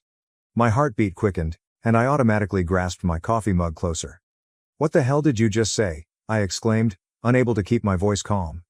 "Are you seriously saying that to me right now?" He didn't dispute it, take it back, or soften. Instead, he responded plainly and sharply. "You coming home would just embarrass the whole family. If you insist on coming, don't call me your father." And then he disconnected up without a moment's pause. I put the phone down. My palm was still shaking and somewhat sticky from sweat. The apartment was completely silent, no TV, no footsteps, just me standing there, staring into space like I'd been plucked out of my life. His words kept echoing in my head, slow and clear, like a recording stuck on repeat. "You coming home would just embarrass the whole family. If you still insist on coming back, don't call me your father." For a moment, I wondered if I had misheard him, but no. Every word and tone was cold as ice and solid as stone. There was no slip of the tongue and no room for hope. I clenched my jaw, my throat tightening as if something had lodged there and refused to move. Right immediately, memories began to flood back. I silently paid all of their bills, including electricity, water, and internet, for more than 2 years. Nobody ever mentioned anything, and now they're calling me the family's shame. I quickly took up my phone, my hands still slightly trembling, despite the fact that my mind had begun to cool. I opened the banking app and went down to see my transaction history. My only purpose was to see how much I had spent on my family over the previous 2 years. I needed a number for my power bill, water bill, and internet service, every month, without fail. Each payment was handled on schedule and automatically deducted from my account. For 2 years in a row, nearly $400 per month has been paid without fail. I gently scrolled to the very bottom. Total amount spent, $9,842.17. I stared at that number for a few more seconds, not because I was astonished, but because something inside my chest had suddenly settled. Not grief, not even fury, but just empty space. Nearly $10,000, and now they label me the family's shame.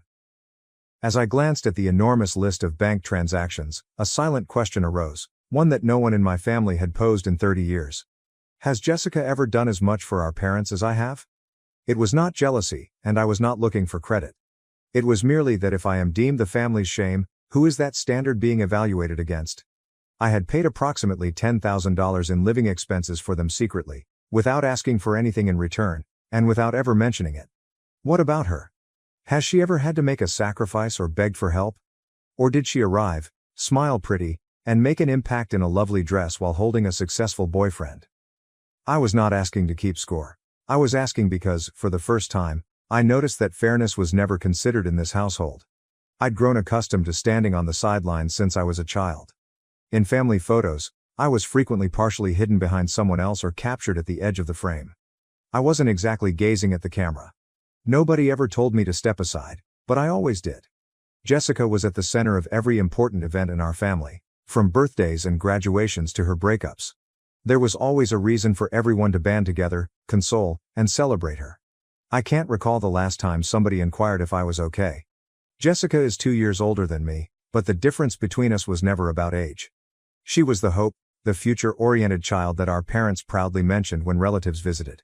And me? In the same talks, if I was mentioned at all, it was as a short footnote. Ryan. Oh, he's fine. I believe he works in technology.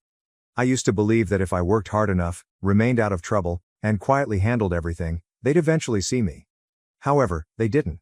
It turns out that when you're used to being invisible, nobody notices when you leave. I began covering my parents' utility costs, electricity, water, and internet, nearly 2 years ago.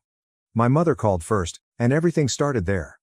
That day, she moaned about how the cost of living had risen, how this month's bills had unexpectedly increased, and how their retirement income was no longer sufficient.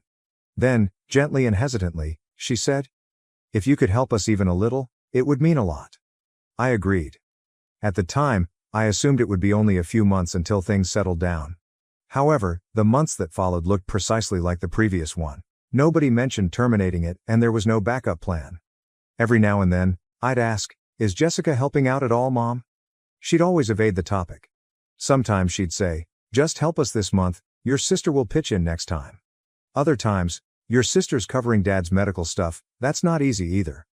I heard those lines so many times I could recite them by heart, and I just smiled and let it go every time, because I knew none of it was true. So I kept sending the money, nearly $400 per month, reliably and quietly, without complaint. Nobody mentioned it. It wasn't that I didn't care, it was simply that I felt it was the correct thing to do. I used to think that if I was quiet and responsible enough, they would notice.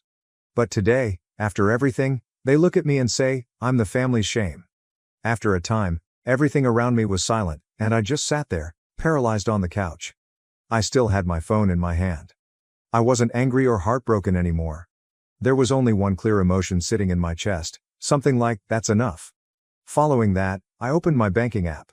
I scrolled down to the automatic payments section, where I had set up monthly transfers to cover my parents' expenses for power, water, and internet. I tapped into each thing one by one and canceled them without hesitation. I did it softly, not to avenge myself, but to preserve the one thing I still had. A semblance of self-esteem, the only thing they hadn't taken away from me. About a week later, I received the first message from my mother, in the same soothing tone she always used. There was no mention of what had happened, nor was there an apology. "I just got a notice that the internet bill is due. Can you take care of it?" I read the message, glanced at the screen for a time, and then placed the phone down without responding. Not because I was attempting to make a statement, but because, after all, the first thing they thought to say was a request. Pay the internet bill. There was no, "Are you okay?" or even a basic, "Can we talk?" So I remained silent, and that silence, to me, said everything. 2 weeks later, my father called. The phone rang a few times before stopping. I didn't respond. A few minutes later, he left a voicemail. His tone was sharp and impatient, as it usually had been. The power company called. "This month's bill hasn't been paid. What's going on?"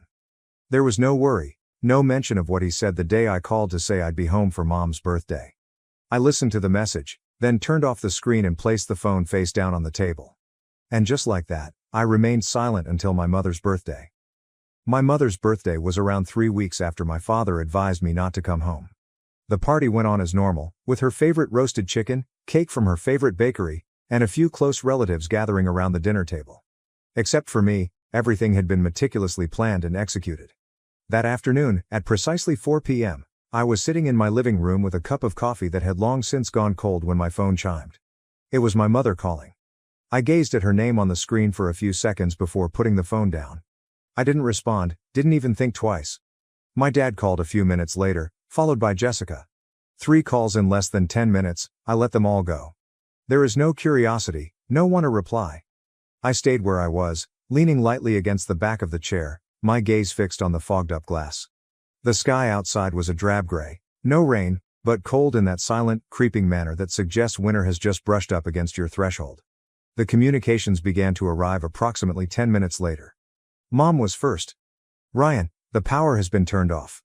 The entire house is dark. Please pay the bill." I picked up the phone and read her message in silence. There was no anger or surprise, just a calm hollowness creeping through my chest. The type you get when you've spent years caring for a family and you're the only one left to bear the burden. Then my father said, "No water, we can't cook. Handle it now." Following that, Jessica replied, "Internet's down. Guests are arriving. Please fix this, urgently." I looked at the clock, 5:12 p.m. I remembered clearly. I canceled all automatic payments exactly 3 weeks ago, immediately after my father informed me that if I insisted on coming home, I should never call him Dad again. And now, in the midst of the birthday party they had instructed me not to attend, everything began to shut down: power, water, and the internet. Each one vanished just when they needed it most. I didn't text back or call. I didn't feel the need to explain. I merely sat there, carefully rotating the cold coffee cup in my hands, my eyes still fixed on the window, as if seeing past all I could see. And in that moment, I realized they weren't phoning because they missed me. They were calling because there was no one left to shoulder their weight. Around 6 p.m., my phone began buzzing again, this time nonstop. Yet it wasn't my parents or Jessica anymore. It was the relatives, who only visit on holidays yet feel entitled to pass judgment. The communications arrived in waves. Some people labeled me disrespectful. One remarked openly, "You embarrassed your mother in front of the whole family." Another, more subtle but just as devastating, said, "Your sister was right, people like you shouldn't show up on a happy day." I read through each message without responding. Not because quiet implied agreement, but because I'd grown tired of explaining myself to people who always chose the louder throng above what was right. I was about to put down the phone when the screen lit up again. Aunt Lauren was the only family member who still trusted me. She was calling on video via an ancient app that only she and I still used because we were the only ones who cared enough to look each other in the eyes when it counted. I paused for a bit before answering on the second ring. The first thing I saw was her face, somewhat obscured by the yellow illumination from the kitchen behind her, a location I knew like the back of my hand. Every crack in the wall and every noisy cabinet. But tonight the room felt different. There were clinks of silverware, uneasy laughs, and random small conversation in the background. She glanced at me through the screen, her eyes warm and troubled. "You're not going to pay for it, Ryan." Her tone was light, as if she were trying to figure out what was going on. I peered into her eyes, and when I finally spoke, my tone was sluggish, as if I was dragging up something I had buried for too long. "You know, Auntie, it was Dad. Told me not to come." I gulped hard. "He said if I still insisted on showing up, I shouldn't call him my father anymore." She became quiet. Her eyes changed, as if she was studying the room behind her. Right then, the call devolved into mayhem. I could hear my mother's voice through the noise. "Tell him I'm ashamed of him. On this day, of all days, how could he do this?" My father said sharply and loudly, "It's not that serious, it's just paying a few bills. What kind of man gets petty over money?" Another voice, I believe it was my uncle. "Poor Jessica, having to deal with a brother like that." Footsteps approached the camera. Jessica appeared behind Aunt Lauren, arms folded and lips twisted with annoyance. "He even picked up the call? Mom's been crying all day, does he even care? Seriously, no shame at all." I didn't say anything. I just observed and remained silent, as if it were the only way to defend myself. I departed. Just as I was ready to end the call, another face came on the left side of the screen. A young man with perfectly combed hair and a dark suit. He stared at me with confusion in his eyes, then smiled hesitantly. "Hey boss," he replied, his voice somewhat scratchy, as if he wasn't sure if the words belonged in this situation. I froze. My gaze remained fixed on the screen, and I unconsciously grabbed the phone closer. I had not expected this. Not here, not on the night when everyone felt I was too much of a shame to be invited. I stared at him for a few seconds longer, and then it all clicked. His expression, the way he spoke. Of course, he was one of the new personnel who had lately transferred from our southern branch. We'd exchanged a few emails and he'd sent me 2 reports, but I had no idea he was Jessica's boyfriend, the one everyone was trying to impress. The room behind Aunt Lauren appeared to hold its breath. I noticed her look over her shoulder, and the kitchen erupted in a frantic commotion. Then someone said quietly, "Wait, what did he just call Ryan?" Another voice followed, confused. "Boss?" Does that mean Ryan is Jessica's boyfriend's boss? The whispers grew like a rising wave, overlapping and uneasy. And me? I just kept looking at the screen. No nod, no denial. I am simply waiting to see where it goes. And right then, the young man stood up straighter, looked past the camera to the others in the room, and spoke plainly. In case you didn't know, I work at Pacific TerraTech. Mr. Ryan is one of the company's co-founders. His remarks were crisp and obvious, loud enough to cut through the clatter of dishes and murmuring, and the room fell into an unusual quiet. It's not awkward, simply stunned. I still did not say anything. I pushed my lips together and gave a soft nod of confirmation. He returned his gaze to the computer, eyes wide, and I said calmly, evenly, as if the words had been waiting for him, "Hope your big introduction goes perfectly." Then I disconnected up. That night, I slept soundly, no tossing and turning, no jolting up in the dark with old questions replaying through my mind. For the first time in years, I felt light. Not from satisfaction, but because they finally recognized who I was. The next day, before the sunlight had fully filtered through the thin curtains, I went for my phone and checked my emails as usual. A few meeting reminders, a couple of accounting comments, and then I noticed a name I didn't recognize in the from field. Hudson Kane. I opened the email. The first line struck me immediately. "I'm sorry, I didn't know you were Jessica's brother. I've always respected you at the company." I arched an eyebrow, leaned into the pillow, and continued reading. Hudson wrote that he had been truly astonished to discover of the family link between me and Jessica, and then without sidestepping or softening it, he stated, "I didn't expect her to be like that. I'll be ending this relationship. Thank you for not putting me on the spot before everyone." I laid the phone on my chest and closed my eyes briefly. It took me a few minutes to reopen the inbox and begin typing my response, slowly, clearly, and without embellishment. "Hudson, that's your matter. I don't expect anyone to make decisions to stay in my good graces. Think carefully before you do anything. And for the record, I don't bring family into the workplace." I pressed send. No more thought, no lingering emotion. For me, that was sufficient. Some things, once clarified, I don't require anything else. Around 10 a.m., while I was winding up a meeting with the department heads and taking notes, my phone rang in my pocket. I pulled it out and saw the name Jessica, my sister. I stared at it for a few seconds before hitting decline, not out of rage, not to make a point, but simply because I'd had enough of apologies that only appeared after everything had already come apart. Within 5 minutes, a message arrived. "I'm sorry. I didn't think Hudson would change like that. You're his boss. If you said something, I'm sure he'd listen. Please talk to him. Ask him to come back to me." After reading it, I approached the hallway window and leaned against it. I reviewed the message several times before typing my response, which was neither too long nor too short for her to understand. "Hudson didn't leave because I told him to. He left because of how you live, how you treat people, how you look down on what you don't understand, and how you always assume that with a soft enough voice you can steer anyone." I pressed send, put the phone back in my pocket, and returned to my desk. However, less than a minute later, another message arrived. "I know I messed up.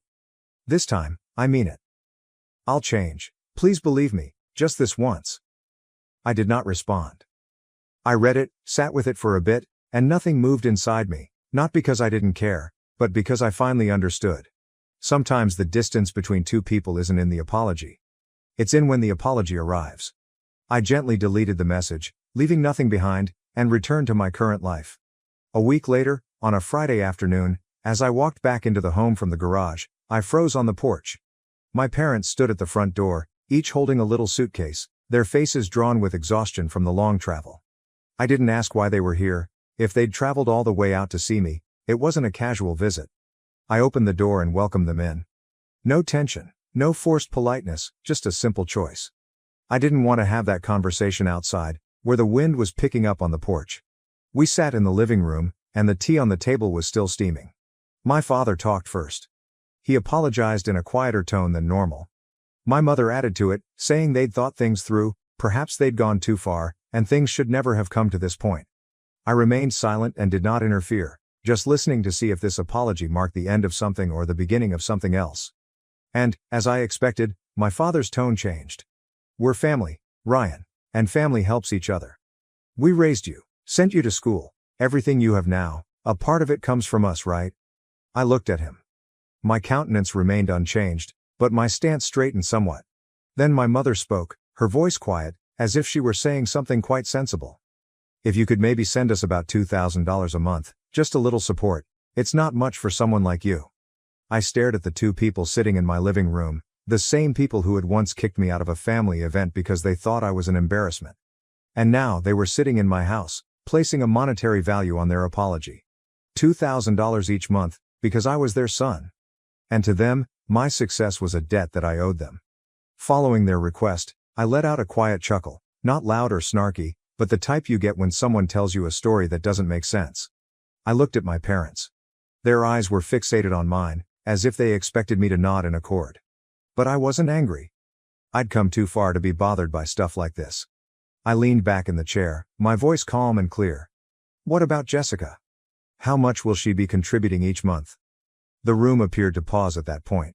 The air tightened. My father cast a peek at my mother. She responded slowly, her voice falling slightly. Your sister's job, it's still unstable. And the breakup with Hudson has taken a toll on her. I nodded softly, not surprised.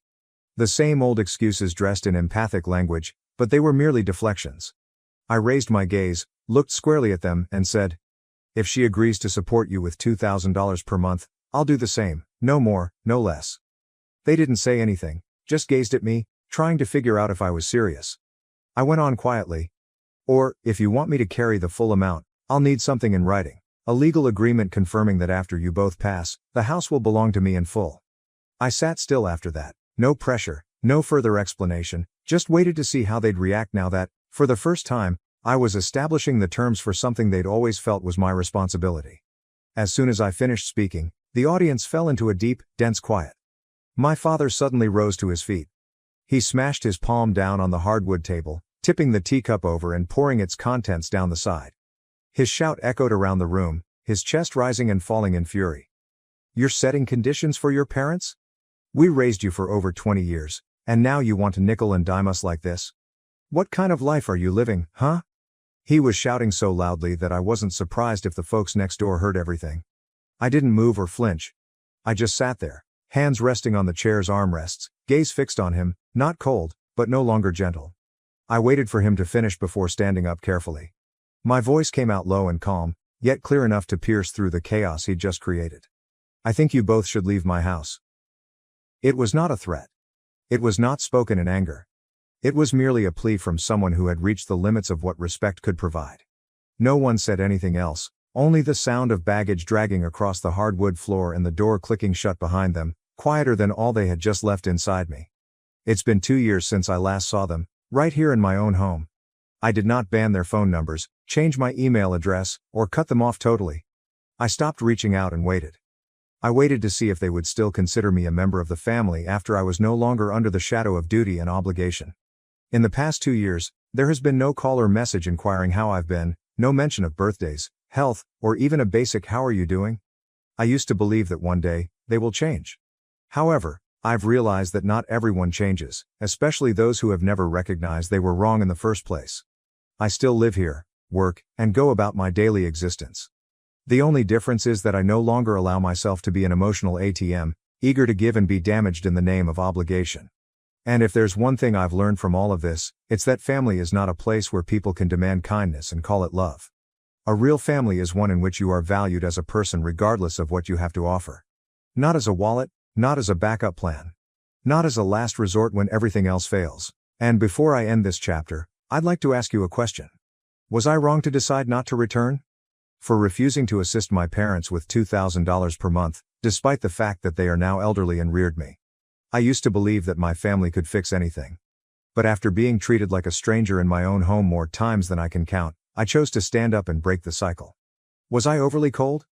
Perhaps I was finally learning to appreciate myself at the perfect time. Please leave your opinions below. I sincerely want to hear from you, whether you agree or disagree. If the tale resonated with you, please subscribe to help support the channel. There are still many stories waiting to be told and heard. Take care, and see you in the next one. Thank you for staying till the end. Brother-in-law called me a loser while my wife secretly planned to take half of my company. But they don't know I already have the perfect revenge plan. She kissed my cheek and called me a good husband, just 3 days after secretly planning to take half my business. And guess what? I still poured wine at dinner like nothing was wrong. As I went into the garage to grab additional chairs for my wife's family dinner, I overheard her brother remark, "I still can't believe you married this loser. Dad's right, you need to divorce him before you have kids and get stuck forever." She responded, "Already working on it. My lawyer says we can take half his business too." With a flawless grin, I brought the chairs back and carried on hosting. After 3 days, I received 47 frantic messages pleading with me on WhatsApp. The week before her family dinner, there was something strange about Alexandra. Not in the typical sense, such as when she's upset about work or unhappy that I left my boots in the hallway once more. This was not like the others. She began taking calls in a different room, changed tabs anytime I walked behind her laptop, and continued checking her phone when she thought I wasn't watching. You have a sense of these things after 7 years together, such as the ability to recognize a wall isn't plumbed by its appearance. See, I never imagined that I would be penning one of these posts. I'm not the kind to post private details online, but it is 3 a.m., and I am sitting here, drinking a glass of whiskey, still shocked that my life had fallen apart in 3 days. You strangers on the internet are getting front row seats to the performance, and I have to get this out somewhere. Background: I'm James, and I'm 34 years old. I left community college and started my own construction company from the ground up. Began with a dilapidated truck and me alone. I currently have 5 teams working on projects all around the county. It's not much, but it covers the expenses and more. My wife of 7 years, Alexandra, is 32 years old. I helped her pay for law school. While I was starting my business, I paid my rent, tuition, and other expenses. The blue-collar man her daughter brought home was never particularly well liked by her upper-middle-class family. Elijah, her father, works as a financial advisor of some sort. Pamela, her mother, works in real estate. Thomas, her brother, believes he is God's gift to capitalism because of his business degree. The thing is this. I was always aware that they believed she could perform better. Side remarks concerning my little business, such as when I would return to school, continued unabated. However, I believed Alexandra always stood up for me. In order to show off our house to her relatives, Alexandra insisted on having the yearly spring supper last Saturday. I helped with the cooking, pressure washed the deck, and prepared the yard in the morning. For her family, everything had to be ideal. I had been up since 6, preparing the smoker for the brisket that I had spent the whole week dry aging. Alexandra was more irritable than normal and would lash out at me over little matters. However, I attributed it to the typical tension of family dinners. Her parents, brother Thomas and his wife, and younger sister Magnolia, who is still in graduate school, all showed up at 4 o'clock. While Alexandra's father asked sharp questions about how business was doing, in a tone that suggested he was waiting for me to declare failure, Alexandra's mother immediately began criticizing the arrangement of the furnishings in the living room. We were ready to eat at 6 o'clock. We needed 2 more chairs from the garage, so I arranged the dining table with our nice plates, the ones we got as wedding presents and hardly use. I heard voices coming from around the corner of the house as I was leaving through the side entrance. Alexandra and Thomas had a smoke while standing among the azaleas. Which, given that she allegedly quit 3 years ago, was strange. I heard my name just as I was ready to shout. I went cold. She married this, Thomas said, and their father was right. She needed to obtain a divorce from me before having children and becoming stuck for good. The next thing Alexandra said was like being struck in the chest by a sledgehammer. Her lawyer stated they could also seize half of my business, and she was already working on it. As they chuckled about how I had no idea what was going to happen, I stood there, utterly paralyzed. They continued talking about how she had squandered her best years with me while I was playing construction, and that someone named Dominic was a much better fit for her. Have you ever experienced a sudden change in reality? 7 years of marriage. The many late evenings I spent assisting her with her exam preparation. She was able to purchase law texts by skipping our holidays. I took on extra work to pay off her education loans. In the glaring light of what I had just heard, everything appeared abruptly different. I didn't yell though, avoided going up against them. I felt a chill go through me.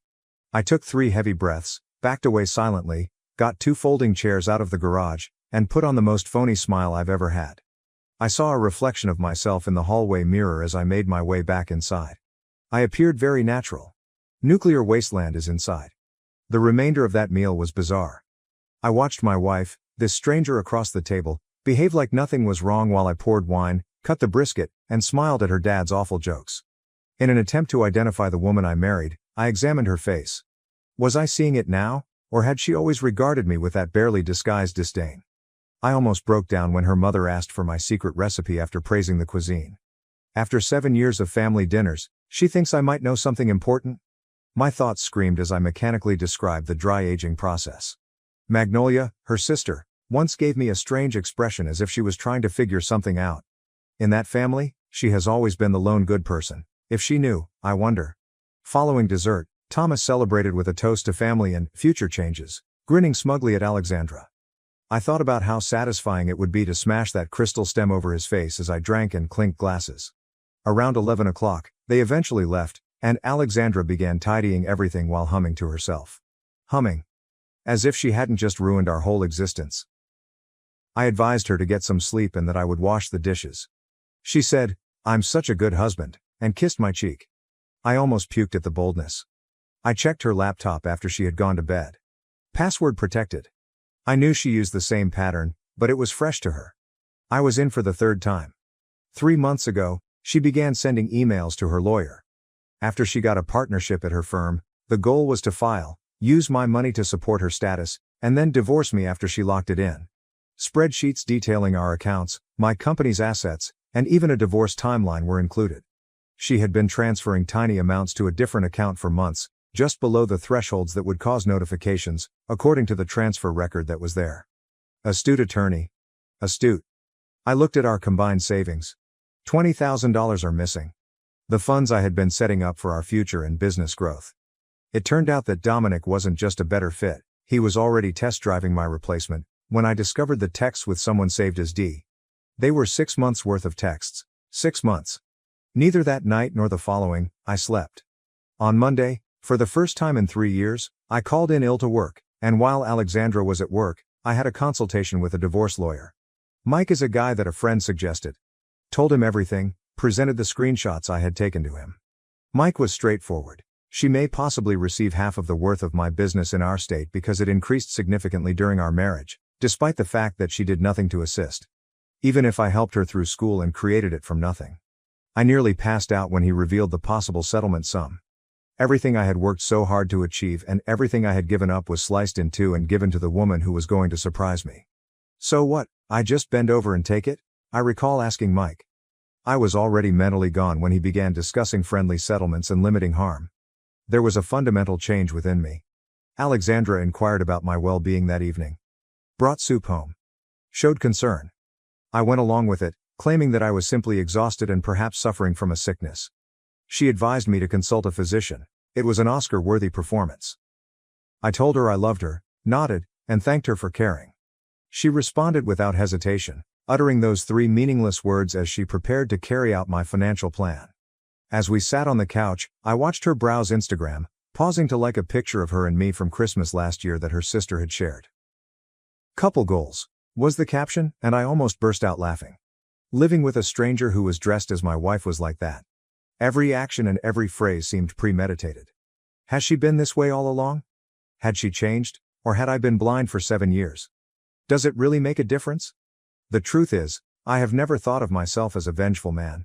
I normally just break off contact and move on when contractors try to take advantage of me.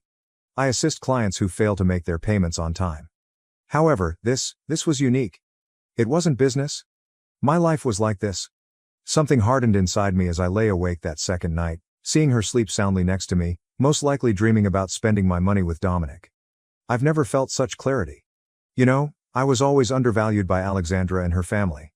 They thought I was simple because of my calloused hands and lack of education. They never realized that it takes patience, strategy, and knowledge to create anything from nothing. The following morning, I began calling my bank, then my business partner, and finally a few important clients. I had a scheme in the works by lunchtime. I knew exactly what I was going to do by dinner time. Does Alexandra want war? All right. However, she is attending a chainsaw battle with a butter knife. Money is no longer the issue here. Showing her and her whole family who they chose to fikikias with is the goal. They are going to receive a masterclass in consequences from the loser they have denigrated for 7 years. 3 days after that supper, I'm now finishing up my demolition blueprint. Additionally, like with any successful construction job, planning is necessary before beginning any building. Everything is different tomorrow. Alexandra believes she has everything figured out. But she doesn't know what's going to happen. Her family doesn't either. Or Dominic. Who the devil is he? For 7 years, I encouraged her to pursue her aspirations. I can now see hers go apart in real time. Update. First of all, I want to thank everyone who supported my previous post. I never anticipated such a reaction. For those who want to know if I've relaxed or if my thoughts are clearer now, the answer is no. I'm still angry.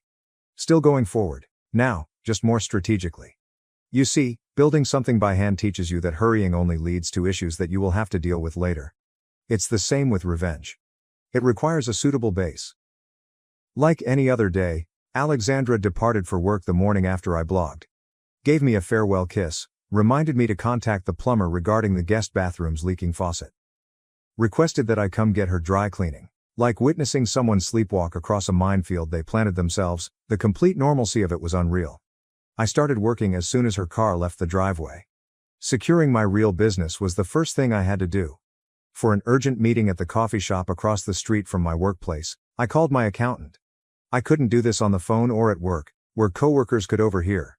The problem is that you have to make concessions when you're starting a business and helping someone with their education. Had even assisted us with some of our initial tax returns when we lacked the funds for a qualified accountant. The meeting at the coffee shop opened my eyes. It appeared as though my accountant, Frank, had not slept for days.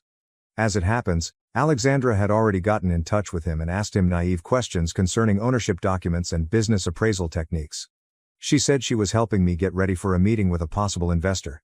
Unaware of what was going on, Frank had provided her with some cursory information but felt uneasy enough to flag it.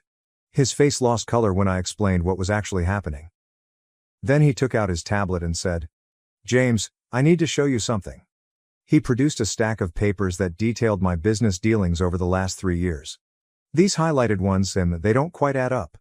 It turns out that Alexandra had been involved in more than just divorce preparations. To give the impression that I was mismanaging company funds, she had been fabricating a paper trail. Minor date inconsistencies, oddly timed sums transferred between accounts, and inconsistently numbered invoices. It was enough to make things appear sloppy in divorce court, but nothing illegal. She was too intelligent for that. Sufficient to warrant hiring a forensic accountant, who would charge me thousands of dollars and discover nothing amiss, but would cause the process to drag on for months. It took Frank and I 3 hours to carefully document everything, establishing transparent records that demonstrate the legitimacy of every transaction. We paid off equipment loans early, expedited supplier payments, and recorded Alexandra's total disengagement from the company's operations. Alexandra's sister Magnolia texted me while we were working. This was not like the norm. Although we rarely text directly, we have always been amicable. She wanted to know whether we could have coffee soon. Claimed that she had an important topic to discuss. Inquiring as to why, I consented on Saturday morning. The bank is the next destination. During that dinner, Alexandra's brother made a remark about their parents assisting her when the time comes. I had been thinking about it ever since. Additionally, in construction, intuition frequently saves the day. I talked to our financial advisor at the bank. Verified my suspicions. 2 weeks prior, Alexandra had applied for a home equity line of credit secured by our house. Because I used my pre-marriage savings to make the down payment, the house is mostly in my name. I personally renovated the house, increasing its value by almost $100,000. The document was going through the system, but I was still labeled as a needed signatory. She would have had access to roughly $200,000 in cash in another week, which I would have to repay in part. The advisor was uneasy when I clarified that I had not given my approval. I was able to withdraw the application after presenting my ID and marriage license.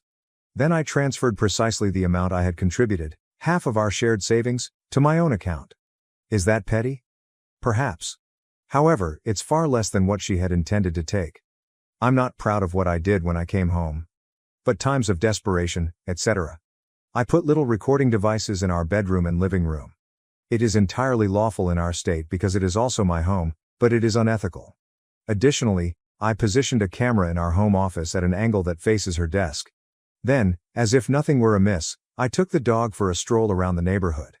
While casually contemplating the total breakdown of my marriage, I waved to the neighbors, threw a ball for the Jenkins child, and used a small plastic bag to pick up some dog poop. Typical Tuesday fare. Alexandra appeared preoccupied throughout dinner that evening, looking at her phone non-stop. She offered me evasive replies when I asked about her day. Then I saw her name, Dominic, on her phone as it chimed once again. I reached for more pasta and inquired in a casual tone, "Who's Dominic?" The fork hesitated for a few while before reaching her mouth. She placed her phone face down on the table and said, Oh, new client at the firm. Time-sensitive case. I could tell everything from that little hesitation. I continued to play Mr. Relaxed Husband and remarked, "It must be important if he's texting you during dinner." She smiled tightly at me. "You know how it is? Some people don't respect boundaries." I nearly choked on my garlic bread because of the irony. She mentioned she had some work to do after dinner and vanished into the home office. I made enough noise while cleaning the kitchen to give her the impression that I was occupied. Then slipped quietly to the corridor via the office door, which she had left slightly open. Her voice was low and personal, and I could hear it. Not the voice of her client.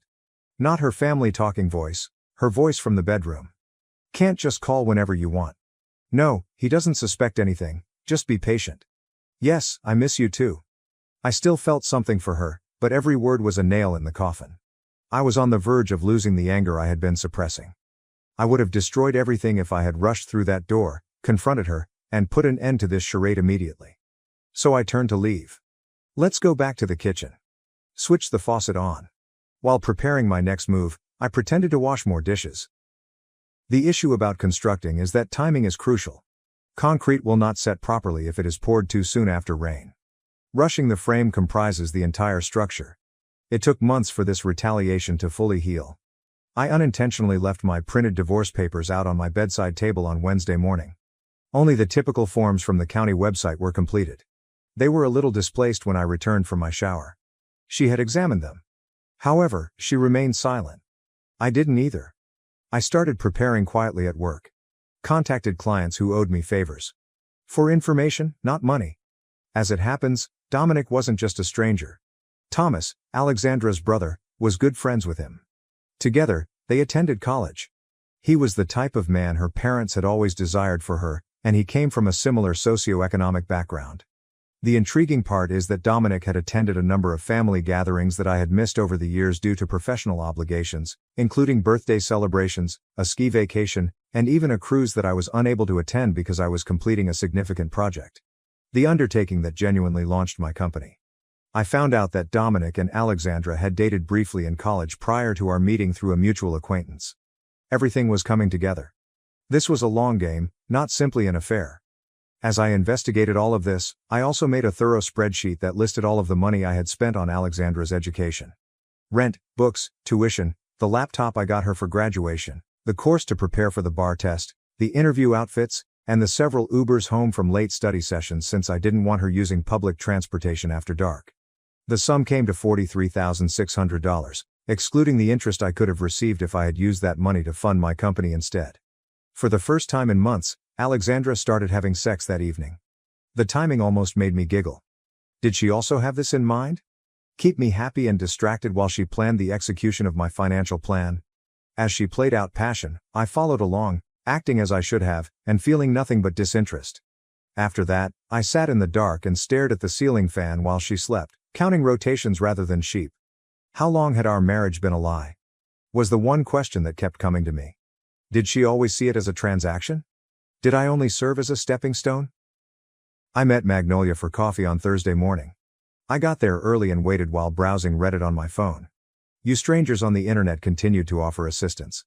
I would never consider some of the harsher tactics that were offered. Others told stories that were so similar to mine that they seemed mild in contrast. In some way, the solidarity was helpful. Magnolia showed up looking anxious. Being more sincere and less preoccupied with looks, she has always been the odd one out in that family. As she picked at a muffin and engaged in small chat, she ordered a complex coffee drink. At last, she inhaled deeply. Her next statement reaffirmed everything. For months, she had been aware of Alexandra and Dominic. During the family weekend I missed due to a water damage incident at a job site, I managed to catch them all together at their parents' lake cottage. Alexandra, whom she had challenged, insisted it was an isolated incident, but it wasn't.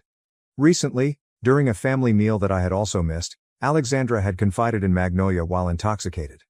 I explained the entire strategy to her. Stay with me until we became partners, then exchange half of my assets for Dominic, which would be her golden parachute. Magnolia told me this because she was at her breaking point. Claimed to have liked me always. Believed that I was beneficial to her sister. I couldn't comprehend why I was never given a fair chance by her family. Not wanting to give away that I already knew the majority of this, I thanked her for being honest.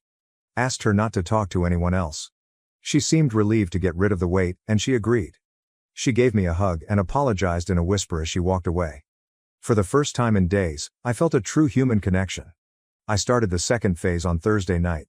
Made up a fictitious business emergency.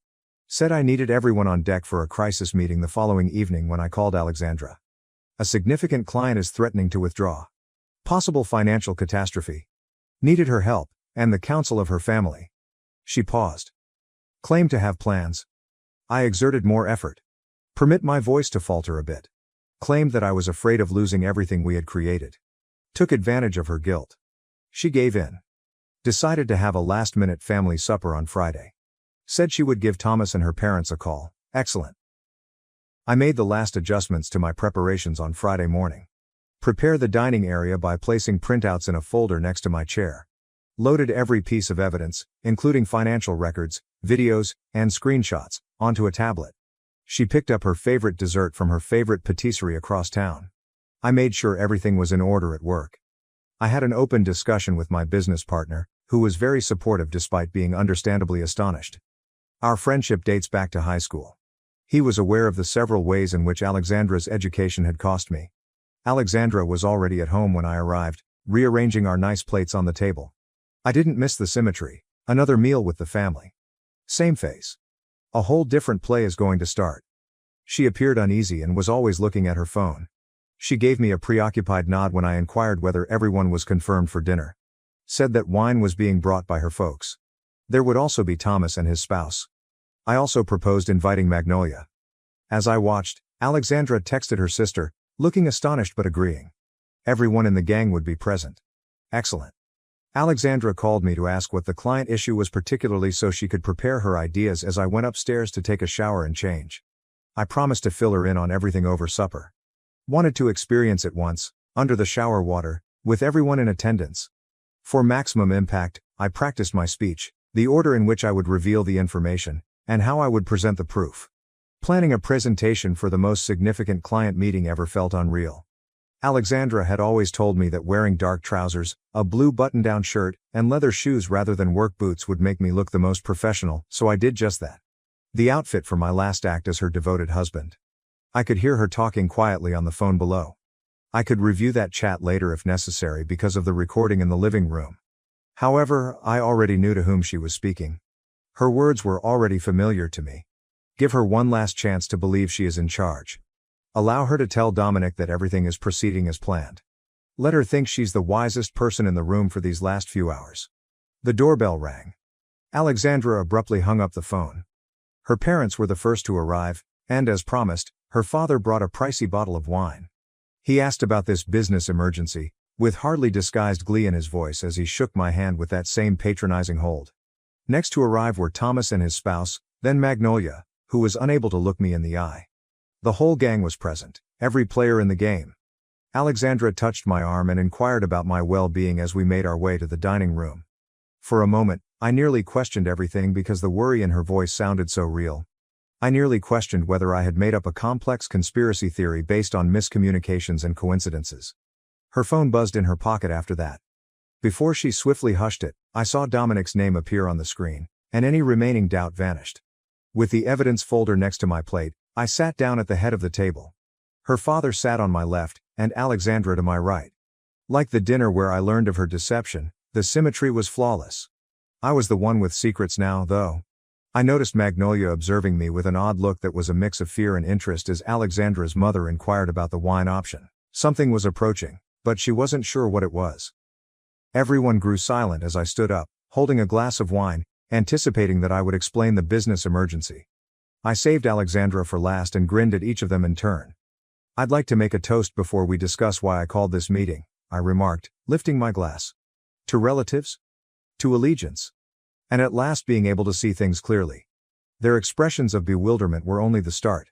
Neither Alexandra nor they knew what was going to happen next. Last update. For the past hour, I've been glued to my phone, watching the message counter rise. In less than 3 days, Alexandra sent 47 texts. More desperate than the others.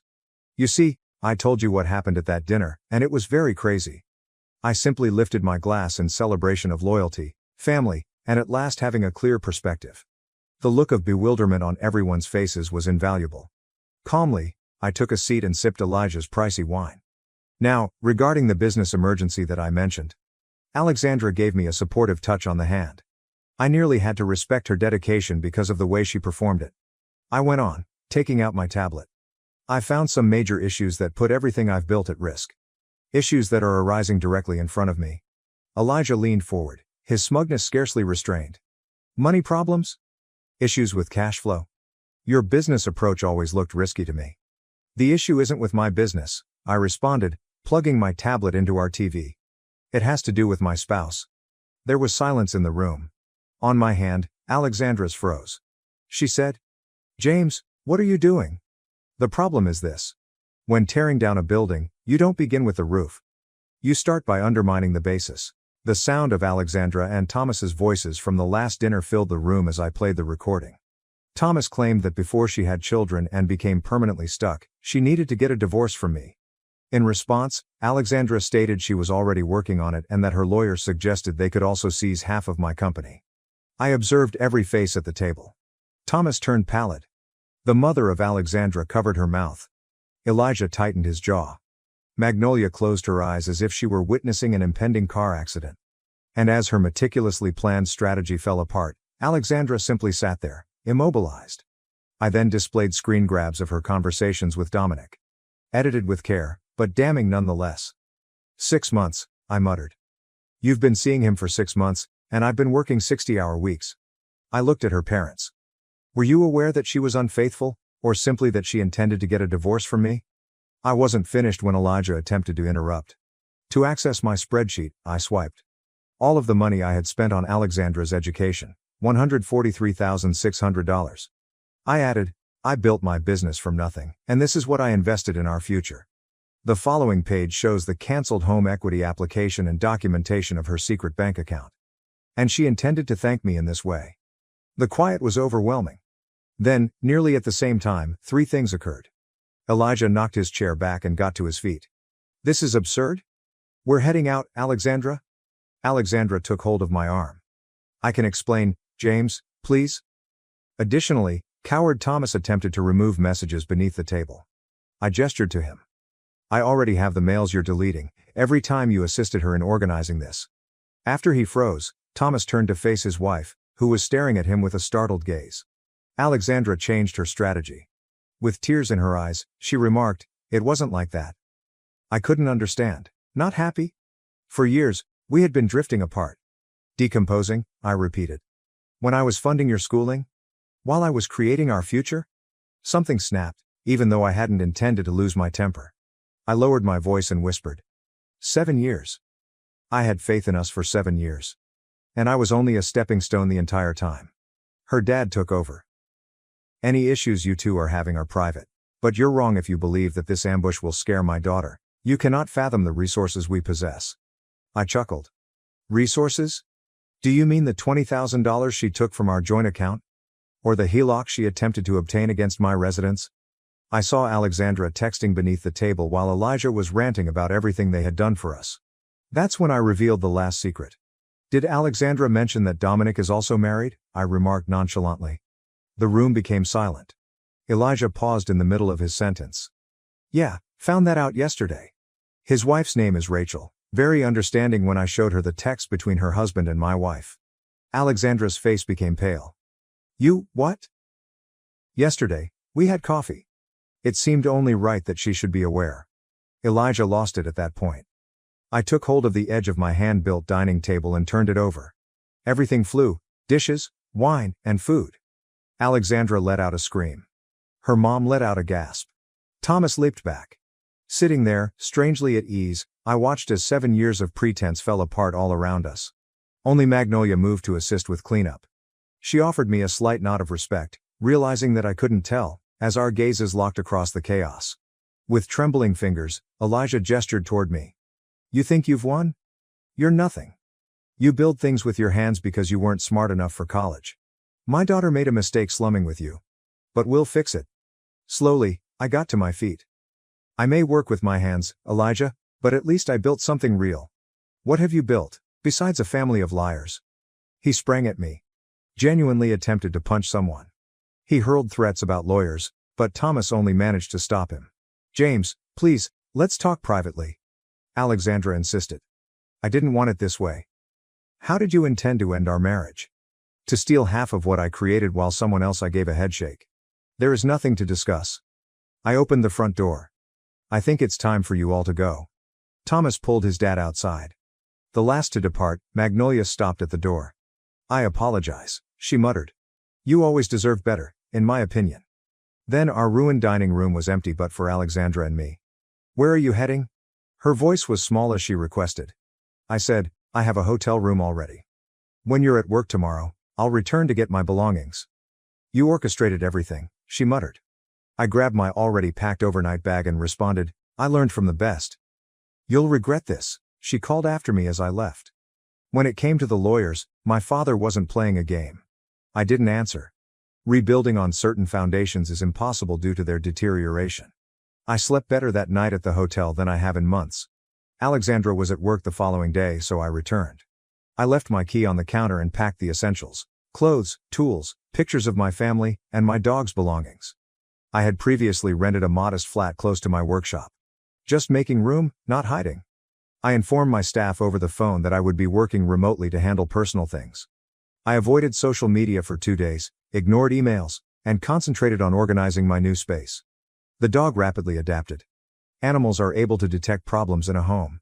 I eventually turned my phone back on the third morning. It buzzed right away. 47 WhatsApp messages from Alexandra, ranging from begging to angry. The first 2 were all caps Rudge. "You've ruined everything, and how dare you embarrass me like that?" Then they moved. "Call me, James, please. I know I made a mistake, but we can work through this, and we need to talk." She was negotiating by message 30. "I'll attend therapy. I'll cut my family off. Please just speak with me." Message 45 was straightforward. "I apologize." At 3:14 a.m., the last 2 arrived. I told Dominic everything, even the preparations for the divorce and the money. "We should remain together," he says. Then, he simply called to end the relationship. Claimed to be attempting to keep his marriage to Rachel intact. Now I have no one. I felt nothing but fatigue as I read through them without replying. Not contentment, not confirmation.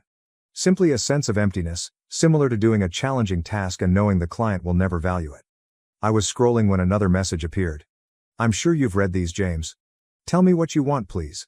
"Cash? The home? Whatever you want, I'll sign." She still didn't understand after all. Money was never the issue here. It had to do with treachery. A waste of years. Stolen trust. At last, I answered. "The divorce documents have already been forwarded to your office. I just want this to end as soon as possible." She responded right away. "Can we get together? Just to talk, please." My phone rang before I could reply. My lawyer, Mike. After I showed her the proof, Dominic's wife, Rachel, contacted him. After conducting her own research, she found that Dominic had engaged in similar plots with other women. For our divorce processes, she wanted to compare the notes. I glanced around my small apartment as Mike was speaking. A mattress on the ground. Unpacked boxes. The dog is patiently observing me. Starting afresh at 34 was not how I had envisioned my life to go. However, there are instances when repairing a weakened foundation requires tearing everything down. I consented to have coffee with Rachel. Not in a romantic sense, but rather because shared betrayal fosters unity. I hung up the phone and sent Alexandra one last message.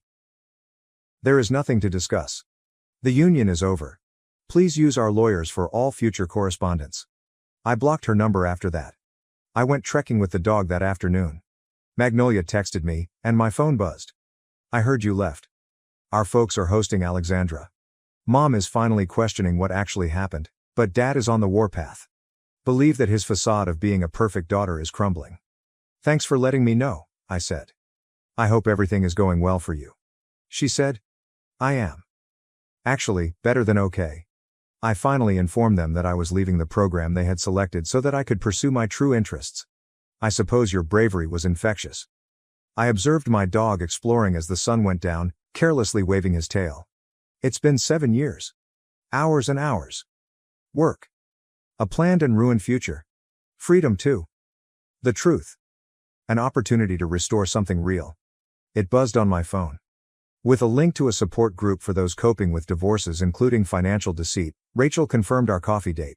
It seems to be more prevalent than I had thought. I put my phone in my pocket and dialed the dog. It's time to return. Prepare dinner? Unpack perhaps. Little steps. One day at a time. The foundation is the initial step in any successful construction project. And I'm making sure it's sturdy this time. Thanks for watching and diving into this wild family drama with me. If you love Reddit family drama, don't forget to subscribe and turn on notifications so you never miss the next one. Wired my family $72,000 over 5 years, but they smirked and mocked me. I stayed silent and began planning their financial funeral. They handed me a mug that said, "Stop asking why. Just pay and smile." I smiled, and 24 hours later, their phones were blowing up. Not with money, but consequences. They were phoning in a panic the following morning. My mother held up her wine glass and said, "Come on, it's funny," as the Easter centerpiece softly shaded her face. With an uncontrollable smile, I sat there in silence, holding that mug that Ashley had just given me. Stop asking why, just pay and smile. Everyone chuckled. Dad laughed too, from his side of the table. Ashley made a fictitious toast with her glass. She continued, "To our sponsor." And then, as if it were the joke she had been waiting all night to say, Mom added, "You're not our son, you're our sponsor." More than laughing, the words lingered in the air.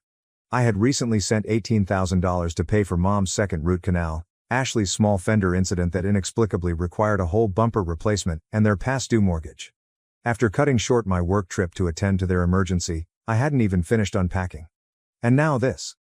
"Ashley," I uttered while clutching the mug in my hands. "Where did you even find this?" She smiled and said, "Oh, I had it custom made. Thought it fit. You're always stressing about why you're the one helping everyone. We just thought we..." First I glanced at my mother, then at my father. Mom grinned. "Don't be so sensitive. You've always been the generous one." Dad never even raised his head from his phone. "It's just a joke. Relax." "Correct. It's a joke. They joked last Christmas that since you essentially manage the household, I should deduct family expenses from my taxes. Or how, when I was promoted at work, they made a joke about upgrading their sponsor." I surveyed the table. Ashley was wearing her expensive pastel dress, which I bought for her after she said she couldn't afford an Easter-appropriate outfit. Dylan, her fiancé, stuffed his face as if it were a free buffet, which it was. Mom grinning as if she hadn't just used tears and shame to persuade me to settle her credit card bill. And Dad, not there as usual, unless someone needed funding, fixing, or signing something. Mom went on. "Isn't this nice? A real family holiday." It wasn't pleasant. It wasn't real at all. It was a show. And the entire show was sponsored by me. I gave them the smile they requested.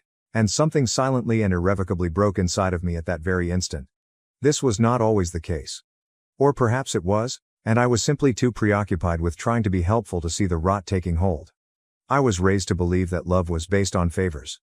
That being the one who could be relied upon meant being the one who was loved. That they would eventually look at me the way they looked at Ashley if I put in enough effort, gave enough, and solved enough problems. However, I was mistaken. In actuality, they had owned Ashley from the beginning. Their miracle. Their pride. Their evidence that they were correct. I was also a resource. A backup plan. A moving safety net. An instrument that beats. It began slowly. It always does. I covered Ashley's rent for 3 months after her first venture failed. I paid for Mom's dental work twice when it became critical. Guess who kept the lights on at home when Dad's old friend was unable to repay a loan? Me. Always me. They also gave me the impression that I was making up for something each time I took the initiative. As if I owed them. Mom would add, "You know we gave up a lot to raise you," if I was hesitant to send money. Dad once said, "We didn't ask you to be successful so you could hoard it all," in response to my inquiry about reimbursing Ashley for her auto insurance. Ashley had her own version too. "It's not like we're strangers, we're family. You know I'd help you if things were reversed." However, they were never. Since I ensured they weren't, because I sacrificed my life to be the one who was never in debt, problems, or need. 6 months ago, the first real crack appeared. Ashley sobbed when she called me regarding Dylan's business. "It's falling apart," she cried. "If we don't cover the next round of equipment, he'll lose everything. Please. You know I'd never ask unless we were desperate." That following evening, I transferred $4,700. A week later, I noticed her in a picture at a posh winery, laughing, sipping a glass of wine, and Dylan flashing a Rolex next to her. "We weekend," reads the caption. Well deserved? I remained silent. Rather, I thought, perhaps it was sponsored. It might have been old. Perhaps she needed the respite. However, the pictures continued to appear. High-end footwear. Brunches. New iPhone. And then the Easter meal. Using the mug. The derision. The joke from the sponsor. After that night, I began going through my accounts. I traveled back 5 years. $72,850. I had given them that amount. Given, not borrowed. In gifts, bailouts, transfers, payments, and emergency coverage. When I saw the total, my hand trembled. I gave my bank a call. 3 joint cards were frozen. I updated all of my passwords on the internet. Established a fresh savings account. I transferred my remaining funds there. I received a text from Mom that evening. "Hey honey, can you send $600? I forgot to pay the HOA and they're threatening a fine, just till Monday." I didn't respond. Ashley 10 minutes later. "Mom says you're mad? Is this about the mug? Come on, don't be weird. It's just a joke. Nothing has changed." Then, "Mom at midnight. We didn't mean anything by it. You know we appreciate you. Don't make this a thing." I gazed at the display. Respect me? Like when they thanked me for driving 6 hours in the snow to pick up Dad from the emergency room because Ashley needed to go to the spa. For example, they didn't include me in the Maui family vacation since you wouldn't want to spend money on such a thing, right? No, this was not a show of gratitude. It was addiction. The version of me that paid discreetly and made no requests was the one they were addicted to. Withdrawal is cruel, all right. Ashley arrived to my flat early the following morning. She walked in like she owned the place as soon as I opened the door. "Seriously," she said abruptly. "You're ignoring us now?" My back was to the counter. "You mean like how you ignored my last raise, my last birthday, and every time I said I was overwhelmed?" She laughed. "You're making a scene over a joke mug." "No," I replied. "I'm making a scene over $72,000 and zero respect." She stopped talking after that. She blinked. "What are you talking about?" "I've tracked every penny I've sent in the last 5 years, I replied. Every emergency. Every loan you never paid back. Every phone call that ended with me feeling like I owed you something." Defensive, Ashley crossed her arms. "We're family. You're supposed to help." "No," I replied. "I did help. I helped you stay comfortable while calling me uptight. I helped Mom pay off her cards while she called me paranoid. I helped Dad with his projects while he told people I was cold." She gave an eye roll. "This is so dramatic. What, you're cutting us off now? Going to punish us?" I grinned. "No," I muttered. I stopped asking why. And for once, I smiled while saying no. I couldn't get that smile off my face the remainder of the evening. Apparently, word got out quickly. Because the following evening, I received an invitation with the subject line, "Let's clear the air," for a family Zoom call. It was sent by Ashley. She did, of course. Not being at the heart of resolution was something she could never tolerate. The call began around 7 p.m. Sharp. Ashley exuded strategic appeal with her immaculate appearance. Mom exercised concern and was all pearls. Dad, as usual, silent, uninvolved. Dylan hung in the background, his shoulders partially out of sight, as though he was worried that guilt would spread. "Hey, there he is," exclaimed Ashley. "Glad you made it. We figured it's time to move on, right?" Mom said, "Of course," and nodded. "It's Easter season, time to heal, family first." With ease and control, I grinned. Glad we're all on the same page. Ashley started off with a self-congratulatory speech about how sticking together makes us stronger and that tension isn't healthy. It sounded to me like background jazz. I accessed my banking app on my phone after unlocking it beneath the table. When I opened the insurance dashboard, Ashley was in the middle of saying something about re-establishing confidence. Ashley's Toyota Corolla from 2021. Registered under my name, paid on a monthly basis. Automatic payment of $249. I selected cancel, confirm policy, then change tabs. DMV website, Ashley receives ownership from me. Submitted, let's get back to banking. A last flourish. Give Ashley $1. Message, I will never give you another money. Put it in a frame. Click. Completed. Her cell rang. She frowned, blinked, and looked down. What is this?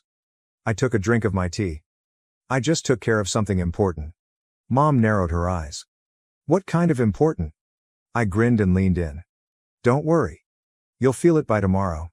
After that, I unmuted myself, selected leave meeting, and saw their bewildered, frozen faces disappear like vapor. My phone's chime verified everything. The money has been sent. Cancelled insurance. Transfer of title. Additionally, Ashley received a legal email in her mailbox informing her that she was now the proud owner of her own mess. At precisely 9:17 in the morning, Ashley's vehicle vanished from her driveway. She texted me as soon as she noticed it, so I know that. Ashley. Have you cancelled my policy? Ashley. Really? Ashley. I've lost my automobile. Towed. Ashley. It's insane. Give me a call now. I didn't respond. After an hour, my mother began phoning. Next, my father. Then Dylan. In less than an hour, 8 calls were lost. I was aware of what would happen next. We need to talk, Dad texted. 5 p.m. on Sunday. Only family. No justifications. Excellent. I arrived without a smile on my face, guilt-free, without regrets. I knew they would all be there, and they were. My mother, with her arms folded like a disgruntled educator. My father, hands on his lap, tense. Ashley, hair disheveled, phone gripped like a weapon, no car keys visible. Dylan, silent, pale-eyed, and flitting, sat off to the side. Sit, Dad muttered. I remained upright.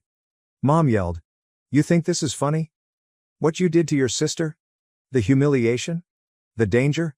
I arched my eyebrow and asked, Danger? You mean finally making her responsible for her own property? That kind of danger? Ashley's voice was shrill and scared as she jumped in. You had my car towed. No, I replied. You had your car towed. I just stopped paying for it. I took a big, well-organized, color-coded folder out of my bag. Saying, 1.72, $850, I placed it flat on the coffee table. That's how much I've given this family over the last 5 years. Everyone fell silent. I'm not asking anymore. I'm demanding repayment. With a harsh, trembling laugh, Mom laughed. You can't be serious. Oh, I am, I replied. For the first time in my life, I'm dead serious. I opened the folder. Included are well-highlighted bank statements, transfer logs, Zelle screenshots, and auto payment plans. I've split the amount between the 3 of you, I said. Mom. $23,700. Ashley. $38,600. Dad. $10,550. I expect a payment schedule. I'll give you 90 days. Dad got to his feet, his voice low and irate. You think you can treat your family like debtors? No, I replied. I think you've been treating me like an ATM with a guilt complex. I'm just doing the math. Ashley gave an eye roll. So what? You're keeping score now? You said you were doing all this out of love. And you said you respected me.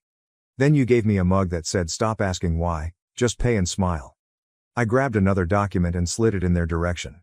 Remember that emergency line of credit I opened for the family 3 years ago? The one Mom called just a formality? I looked at the signature. It's binding, legally. So yes, I can sue. The space was still. Dylan said something to himself. What? Yelled Ashley. He glanced back at her after glancing at me. His voice wavered. I told you this would happen. I told you he'd fight back. You told him? She yelled out. Are you kidding me? I trusted you. He stated, you said he'd never push back. That he was too soft. Ashley's mouth quivered. Once more Mom jumped in. You're overreacting. You're going to destroy this family. No, I replied. I'm just closing my accounts. I then took out the $1 transfer printout. I let it fall to the table. Transaction note, I will never give you another money. Put it in a frame. I walked toward the door and added, and if you think this is betrayal, then you haven't even begun to understand what losing me actually means. As I walked away, nobody spoke. They were unable to do it for the first time. The quiet was deafening. No one reached out when I left that living room with my folder and their jaws on the floor. No angry texts, no calls of guilt. Ashley didn't even post one passive-aggressive meme. It was joy. My phone was silent for the first time in years. Quiet not because they were ignoring me, but because I had earned it. I wasn't frozen. I had freedom. Even while I would love to say that I moved on right away, doubt did start to creep in 3 days following the showdown. While deciding whether to switch brands to save money, I was standing in front of the oat milk section at the grocery store when I had the idea, what if I was too harsh? What if I had been able to manage it better? Then, as if on cue, my phone buzzed. Ashley was the one. Ashley. Mom's blood pressure went up, just so you know. She claims that the stress you produced is the reason. It was there. Like the head of a snake. Emotional coercion, guilt, and blame were all remnants of the old cycle. I didn't flinch this time, though. Me was the second word I typed back. Blocked. I meant it too. The consequences were immediate. Mom unexpectedly arrived at my apartment building 2 days later. Only because I was buzzed by the front desk did I know. She says she's your mother and it's an emergency. I didn't even inquire about the nature of the situation. Tell her the sponsor's out of service? That was all I said. However, their desperation wasn't the most outrageous thing, it was the pleasure it brought. I was returning to the gym. Improving the quality of sleep. Making food without causing tension. I'm browsing my financial app. I felt as though my flat had been holding ghosts that I had been unaware of until I expelled them. Then one evening, I received an unexpected message. Ashley didn't say that. Not from my folks. From Dylan. Dylan. Can we have a conversation? I realize this is strange. I spent some time looking at the screen. I couldn't tell if it was bait or not. I couldn't be certain if he was a puppet. But I was intrigued. Speak. Not a favor. Not guilty. Simply speak. Dylan. I understand. I do. I have a message for you, by themselves. The following day, we decided to meet in a coffee shop. Land that is neutral. He appeared as though he hadn't had any sleep in a week. He sat down and began, I'm not here to defend Ashley. Good, I replied, because I'm not interested in hearing it. He gave a nod. I'm here because I think I'm done too. I took notice of that. I watched her lie to your face. I watched your parents let it happen. And I kept waiting for them to show some decency. But they didn't. Now she's talking about suing you for emotional distress, he said, running a hand through his hair. I blinked. Seriously? He gave a nod. She's spiraling. And honestly, I don't think she believes it'll work. She just wants to punish you. I reclined. And where do you stand? He gave me a direct glance. I'm out. I'm done financing delusion. I've already spoken to a lawyer. I'm filing for separation. That's done more for me than any punch she could have thrown. I apologize for not speaking up sooner, he continued. I should have. You were the only one holding everything together. I was just trying to stay afloat. For a while, we sat in silence. Then he gave me an envelope just before I left. There's a check within. $1,000. Memo. Toward what they owe you. I know it's not much, he stated. But it's from me, not them. I figured you deserve to know someone saw you. I felt the sting of genuine tears behind my eyes for the first time in years, not out of anguish, but out of approval. I accessed the family debt spreadsheet on my laptop that evening.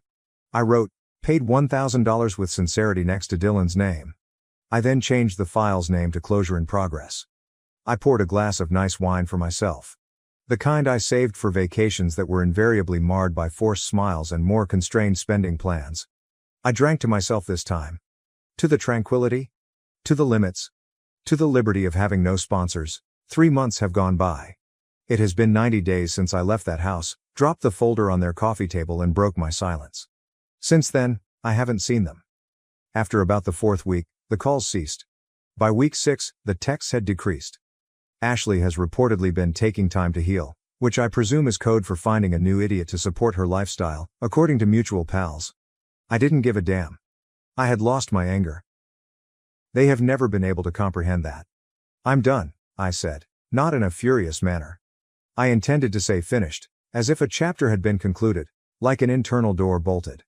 I was no longer a sponsor, and I was now a man with a future free of shame, pleading, and emotionally ruined people bearing my last name. I moved out of state for a new job. Less chaos, better pay. The new flat was a place free of the echoes of past phone conversations and frantic pleas for money. I began attending a boxing gym. I was finally able to fight, not because I wanted to. Once more I had my own schedule. It's my money. It's my energy. I became pals. Not the sort that remembered your birthday and didn't give you bills masquerading as emotional needs, or the kind that desired something. I even went back to dating. Someone who is tranquil. Someone nice. What do you need today? As opposed to can you help just this once? For the first time in 10 years, life wasn't simply better, it was real. Then, last Sunday, precisely 90 days after the altercation, an unforeseen event occurred. I received word of a deposit. Mom gave me $1. The memo: I assumed you would like the mug to be appropriately framed. For an entire minute, I gazed at it. I initially believed it to be bait, a joke, an attempt to entice me back in via passive-aggressive tactics. Then, though, there was another alert, an additional $1 from Dad. Interest. People say I owe you more. Then 30 minutes later, Ashley gave me $2.50, not a message, nothing but quiet. It was unbelievable to me. It was absurd. Symbolic. Petty. Perhaps they were making fun of me. Nevertheless, for the first time in weeks, I burst out laughing. I almost spilled my coffee laughing so hard. Because all of a sudden, I understood that they were finally carrying out a request I had made for years. They were repaying me. In the tiniest, most reluctant manner imaginable. However, it had begun. Perhaps that is what frightened them the most. Not the cash. Not the quiet. However, I ultimately forced them to face the consequences. However, the twist wasn't that. Later that evening, the twist was revealed. My phone buzzed again when I was enjoying a beer and admiring the city lights from my balcony. It wasn't an SMS message. My bank sent me a notification. $3,000 had been paid. Ashley is the sender. Memo. Not at all. I blinked. Revitalized. Checked once more. It was authentic. $3,000. Not a message. No justification. However, I was aware. This was hardly a sacrifice for peace. It was terror. Fear that I might actually file a lawsuit. That I wasn't playing a bluff. That she had lost her power. She had misjudged me. They all had. And now, they were attempting to re-enter the version of me that paid the bill and remained silent. Too little, too late, only this time. I saved the screenshot I took in the same folder where I kept track of their debt. After that, I gave that folder a new name, Closure Confirmed. I gave $1,000 of that money to a nearby women's shelter the following morning. I transferred the remaining funds to a fresh savings account called Rebuilt from Ash. Because this narrative was just that. Not retaliation. Not discipline, recovery. I regained my time. My funds. My name, and above all, my tranquility. And as I stood in my new flat, which was bright and full of plants and had no signs of coercion, I muttered as I gazed around. This is what family should feel like. Thanks for watching and diving into this wild family drama with me. If you love Reddit family drama, don't forget to subscribe and turn on notifications so you never miss the next one. Father-in-law demanded me $4,000 every month, pushed me down the stairs, thought I would stay quiet. But I shocked them with lawyers. You want $3,000 more? After I already give you $4,000 every month? I said that trembling, seconds before my father-in-law tried to destroy me. Like a king giving an order, he folded his arms across his chest and leaned back in his recliner. I need a new car, he said in a matter-of-fact, clipped voice. The old one's falling apart. I don't see what the big deal is. You've got the money. My chest constricted. The big deal, Noah, is that I've already sacrificed enough for this household. I cover the bills, the groceries, your utilities. I even helped pay off Adam's credit cards. Now you want me to buy you a car? Yes, he said, raising his voice. Because I deserve it. I've done enough for this family. It's time for you to pull your weight. Do my share. I felt like I was slapped by the words. For years, I had been providing for this family by working non-stop while my father-in-law and my husband Adam regarded my paycheck as if it were a bottomless ATM. And now, Noah dared to accuse me of being selfish the one time I established a boundary. I'm not doing it, I firmly stated, refusing to back down. You'll have to figure out another way. The vein in his forehead bulged as his face contorted with anger. You're just like your mother, always thinking you're better than everyone else. His movements were aggressive and sharp, and he stood up suddenly. Don't you dare disrespect me in my own house. Your house? I retorted, trembling. This house is paid for with my money, Noah. He sprang forward and shoved me with both hands before I could respond. I was tumbling down the stairs when I felt my feet slip on the hardwood floor. My body ached, and the world became hazy. My head thumping from the impact, my arm twisted beneath me, I landed hard at the bottom. I was immobile for a moment. Tears stung my eyes as I struggled to breathe, and the pain was unbearable. Noah was standing at the top of the stairs above me, his face still twisted in rage. Then he spit out, "That's what happens when you don't respect me," and strode back into the living room. I thought Adam would come running over to help me up or at the very least check on me. However, he looked blank, almost bored, when he reached the top of the stairs. He shrugged and remarked, "Maya, you should have just given him the money. You know how he gets. My name is Maya, and I have been the breadwinner of a disrespectful household for the last 4 years. I believed that Adam and I were creating a life together, so I married him. However, it soon became evident that his father, Noah, was the center of his priorities. I agreed to move in with Noah to help out when his health started to deteriorate. I was unaware that helping out meant paying for everything, including Noah's personal expenses, food, utilities, and rent. I initially believed it to be transient. Even though Adam and Noah didn't always express it, I told myself that they valued what I was doing. However, their sense of entitlement increased over time. Adam said he had to be at home to help his father, so he completely quit working.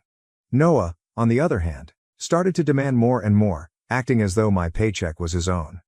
I stayed though, it was for the family's benefit, I told myself. But as I lay bruised and aching at the bottom of those stairs, I came to terms with the reality. There was no family here. It was a one-sided arrangement in which my worth was determined only by my contributions. And I was finished. That evening, I prepared a bag. With my heart racing with a mixture of fear and resolve, I gathered my belongings and left the room without saying anything to Adam or Noah. The pain of their treachery is still very much present. I knew I couldn't stay, but I wasn't sure where I was heading. I grabbed my phone and sat on the edge of the bed after checking into a motel. The weight of what had just transpired was bearing down on me. However, I refused to let it break me. I had been their rock and their safety net for years. They wouldn't be the same without me, and I wasn't going to catch them this time. The following morning I called. I said, "Angela," when the attorney responded. "I need your help. It's about my husband and his father." It felt like the first time I had breathed fresh air in years when I met my lawyer, Angela. I told her everything, including how Noah had insisted on more money for a car, how I had been paying for all household expenses, and how the argument had ended with me at the bottom of the stairs. She listened intently. Then Angela raised an eyebrow and said, "You've been financially supporting your husband and father-in-law entirely on your own?" I gave a nod. "For the past 4 years. Every bill, every expense, everything comes out of my pocket." Looking through her notes, she questioned, "And your name is on the mortgage or deed of the house?" I stated, "It's all in my name," in a firm tone. "They couldn't qualify for the loan without me.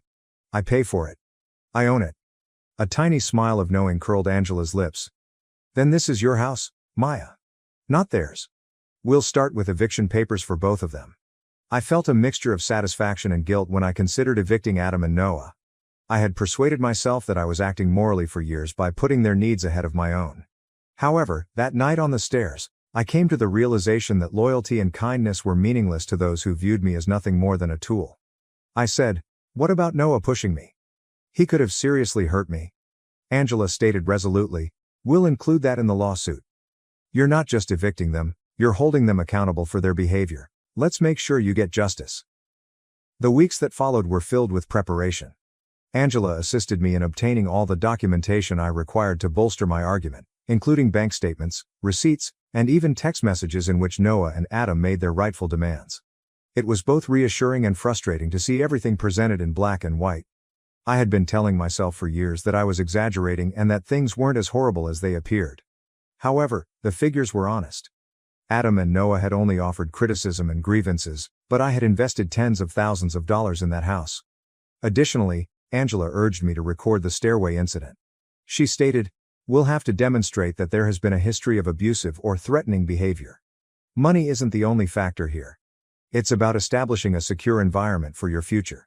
Secure. I was surprised by how hard the word hit me.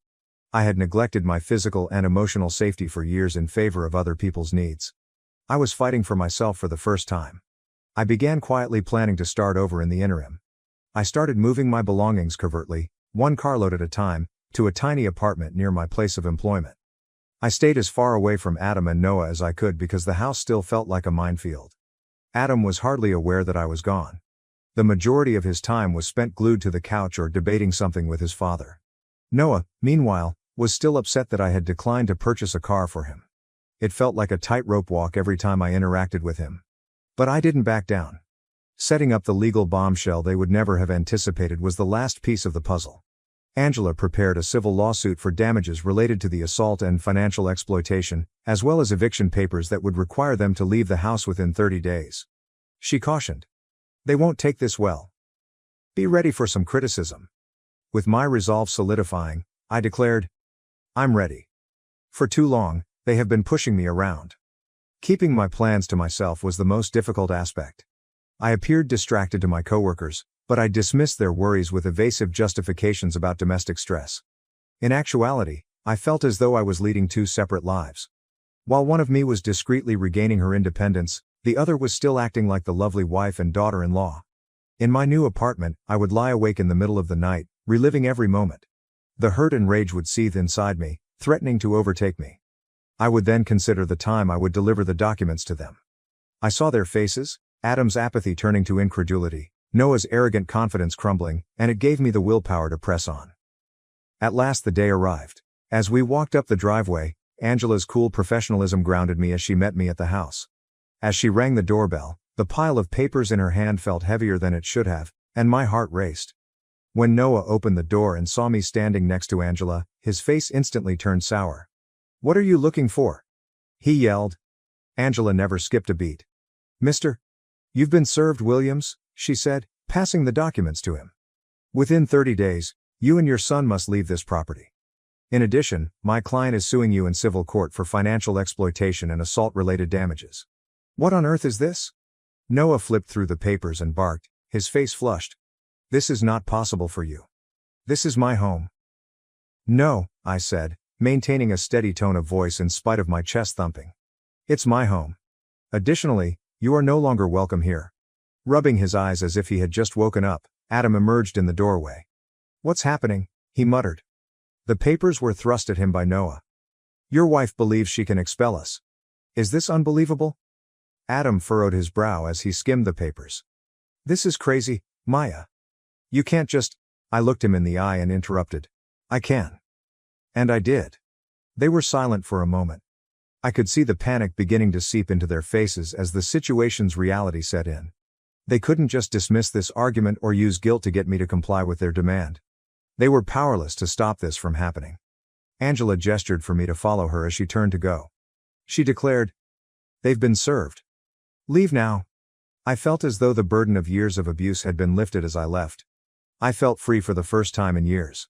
As I sat in my car across the street, watching Angela approach the door for the last time, the house felt uncannily quiet.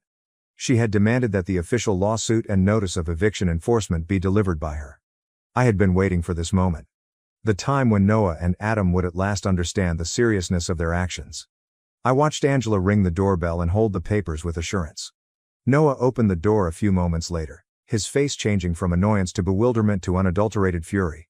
I could hear his voice erupting even from my car. "This is absurd." With his fists clenched at his sides, he roared. "She can't harm me like this.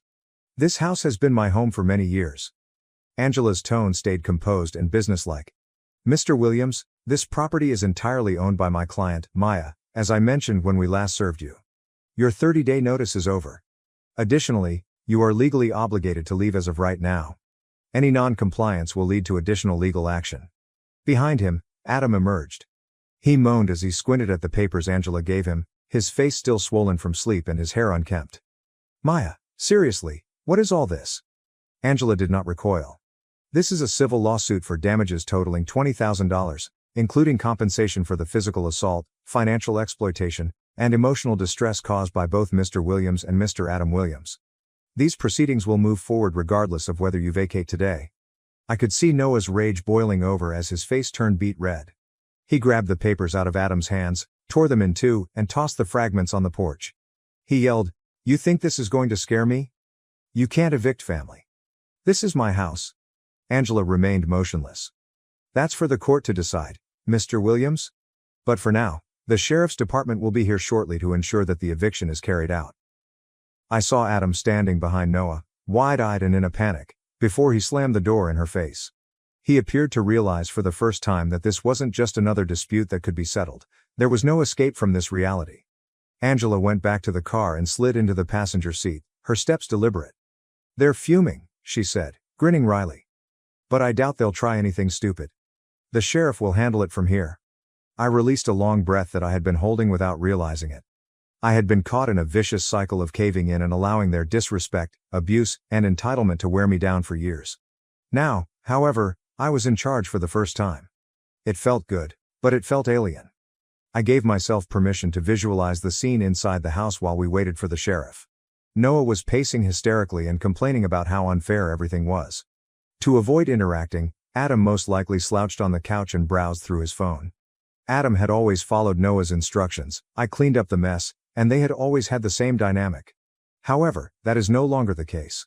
Noah screamed at the officers about how he had been wronged and rushed outside when the sheriff's car arrived. He yelled, "She's lying. This is my house, I've lived here for decades. She can't just throw me out like this." Angela handed him the paperwork, which the lead officer calmly went over. "This property is legally in Ms. Maya's name, and these eviction proceedings are valid," he insisted. "You've been given ample notice, Mr. Williams. You need to gather your belongings and vacate immediately." Noah screamed, his voice full of rage, "I won't. You'll have to drag me out of here." At last, Adam came out with a hurriedly packed duffel bag. His expression was a mix of confusion and rage as he glanced at me from the other side of the street. He yelled, "Why are you doing this, Maya? We're family." Family was a word that sliced through me like a blade. For years, they had twisted its meaning to support their disrespect and entitlement, using it as a weapon. However, I was determined not to be held captive by it any longer. I exited the car and looked directly into Adam's eyes with a level of composure I wasn't aware I possessed. "Family doesn't push you down the stairs," I stated steadily. "Family doesn't take your money and treat you like you owe them everything. This house is mine. My life is mine. And I won't let either of you take anything more from me." I didn't hear Noah yelling something unintelligible from the porch. I looked at Adam, who looked at me for a long time before lowering his gaze. He didn't have a comeback for once, no justifications. With his father still yelling behind him, he slung the duffel bag over his shoulder and trudged down the driveway without saying another word. Angela put a comforting hand on my shoulder as the sheriff's officers led Noah back inside to collect his things. "You've done it," she uttered softly. "This chapter is over?" I was overcome with feelings of relief, pride, and an overwhelming sense of freedom as I watched Adam and Noah leave the house for the last time. This was more than just a legal win. I considered it a win for myself. I had defeated those who had attempted to denigrate me for the first time in years. A tiny smile tugged at my lips as I turned to face Angela. "Let's go," I said. "I've got a life to rebuild." The absence of Noah and Adam made the house feel so much bigger. I was struck by how different everything seemed without their constant presence as I moved through the silent rooms. The area that had previously felt confining felt like a blank canvas, a place I could at last call my own. The last remnants of their entitlement had been taken with the sheriff when he left a short time ago. Up until the very end, Noah had resisted, complaining about the unfair treatment he had received. However, he had nothing left to hold on to. A shadow of the man who had once pledged to start a life with me, Adam had been more reserved. It had been bittersweet to watch him go, pulling his duffel bag down the driveway. I was no longer angry, only pitying. As I locked the front door, Angela remained by my side. Her tone was warm as she said, "You've done something not many people have the courage to do. It's hard to walk away from people you've invested so much in, even when they don't deserve it." As her words sank in, I nodded. "I think I finally realized it wasn't just about the money," I replied. "It was about taking back control. For years, I let them make me feel like I didn't have a choice. Like I owed them everything. But I don't owe them anything." I started to piece my life back together over the course of the following few days. To help get rid of the tangible reminders of Noah and Adam's presence, I hired a cleaning service and changed the locks on the house. Erasing the mess they had left behind felt symbolic, almost healing. I didn't feel alienated in my own house for the first time in years. Coworkers and friends contacted me to see how I was doing and to offer words of support and encouragement. Lily said, "You're amazing for standing up for yourself," one afternoon while they were having coffee. "It would have been so easy to just keep putting up with it, but you didn't." I confessed, "I think I just reached a breaking point." When Adam told me I should have given Noah the money, I realized he didn't care about me at all. And if he didn't care, then why was I giving so much of myself to him? Lily gave a nod. "It's hard to see that when you're in it, but you're out now. That's what matters." I once had calls from Noah and Adam, but I didn't answer. Angela gave me her word that they had no legal basis to contest the lawsuit or the eviction. She declared, "You've already won." And I took her word for it. I felt untouchable for the first time in a long time. I turned my attention to the future. I began looking into new hobbies and career options that I had put off for too long. I had more time and energy to devote to myself since I wasn't burdened by their demands. I even started thinking about selling the house, my house, and relocating somewhere where the ghosts of the past were not present. I took some time to think back on the path that had led me here one evening while enjoying a glass of wine on the patio. Although it hadn't been simple at all, each step and each difficult moment had taught me something about my own resilience. I had allowed other people to determine my value for years. However, that is no longer the case.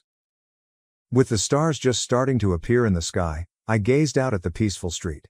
I felt completely free for the first time in years. I was at last living this life according to my own terms. After a few months, everything in my life had changed drastically. The house where Noah and Adam used to live no longer felt like a prison. Now it was mine, really mine. The life I was reconstructing for myself was reflected in every nook and cranny.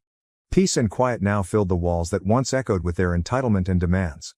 I had finally decided to list the house for sale, which felt like a permanent end to that chapter. The lawsuit against Noah was moving forward in my favor, and Angela assisted me in overcoming the financial and legal obstacles. There was more to the compensation I could expect than just financial gain. The goal was to make him answerable. The knowledge that he would be held accountable for his actions brought a sense of closure in and of itself.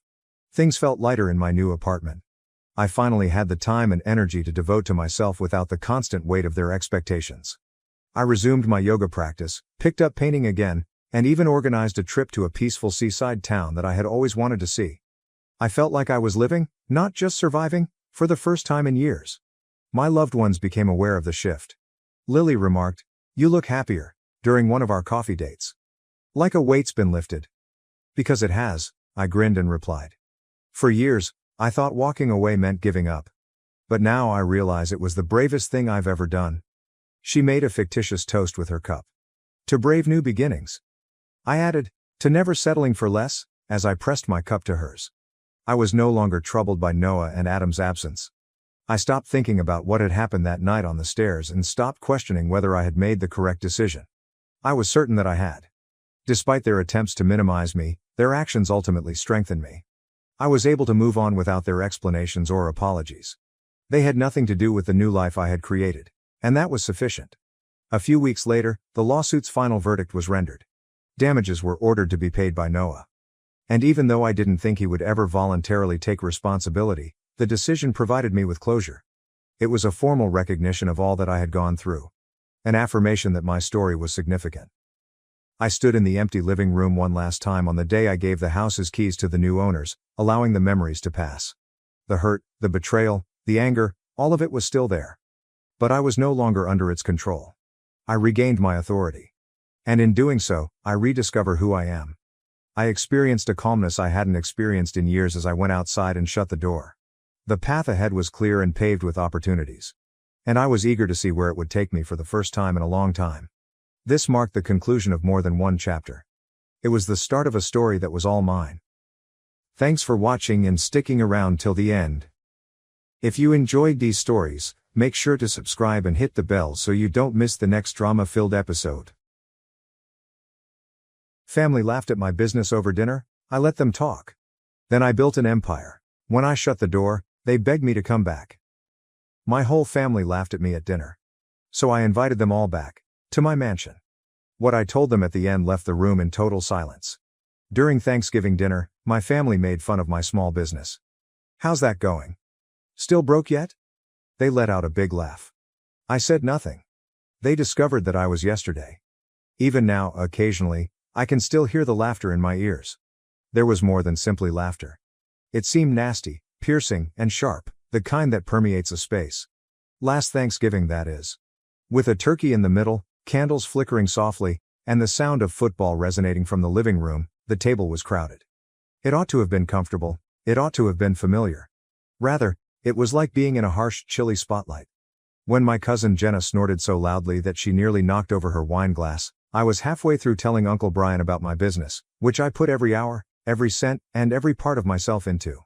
She snarled, adding further venom to the phrase as if it were a sickness. How's your little business going?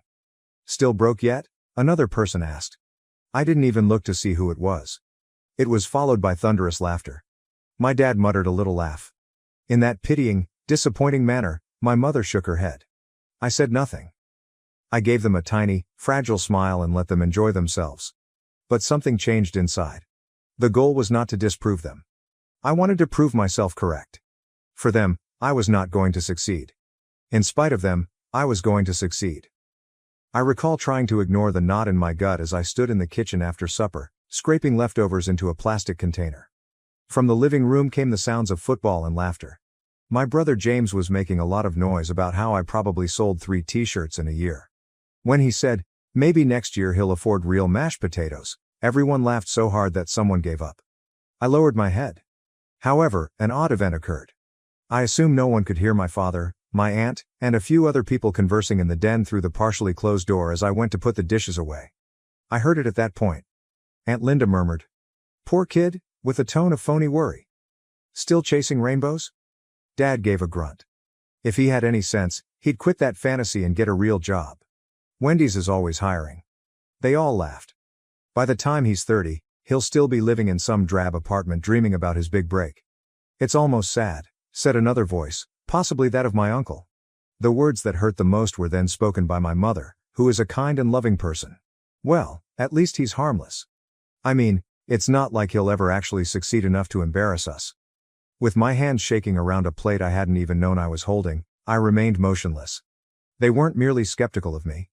They thought I would fail. They needed me to fail, which is worse.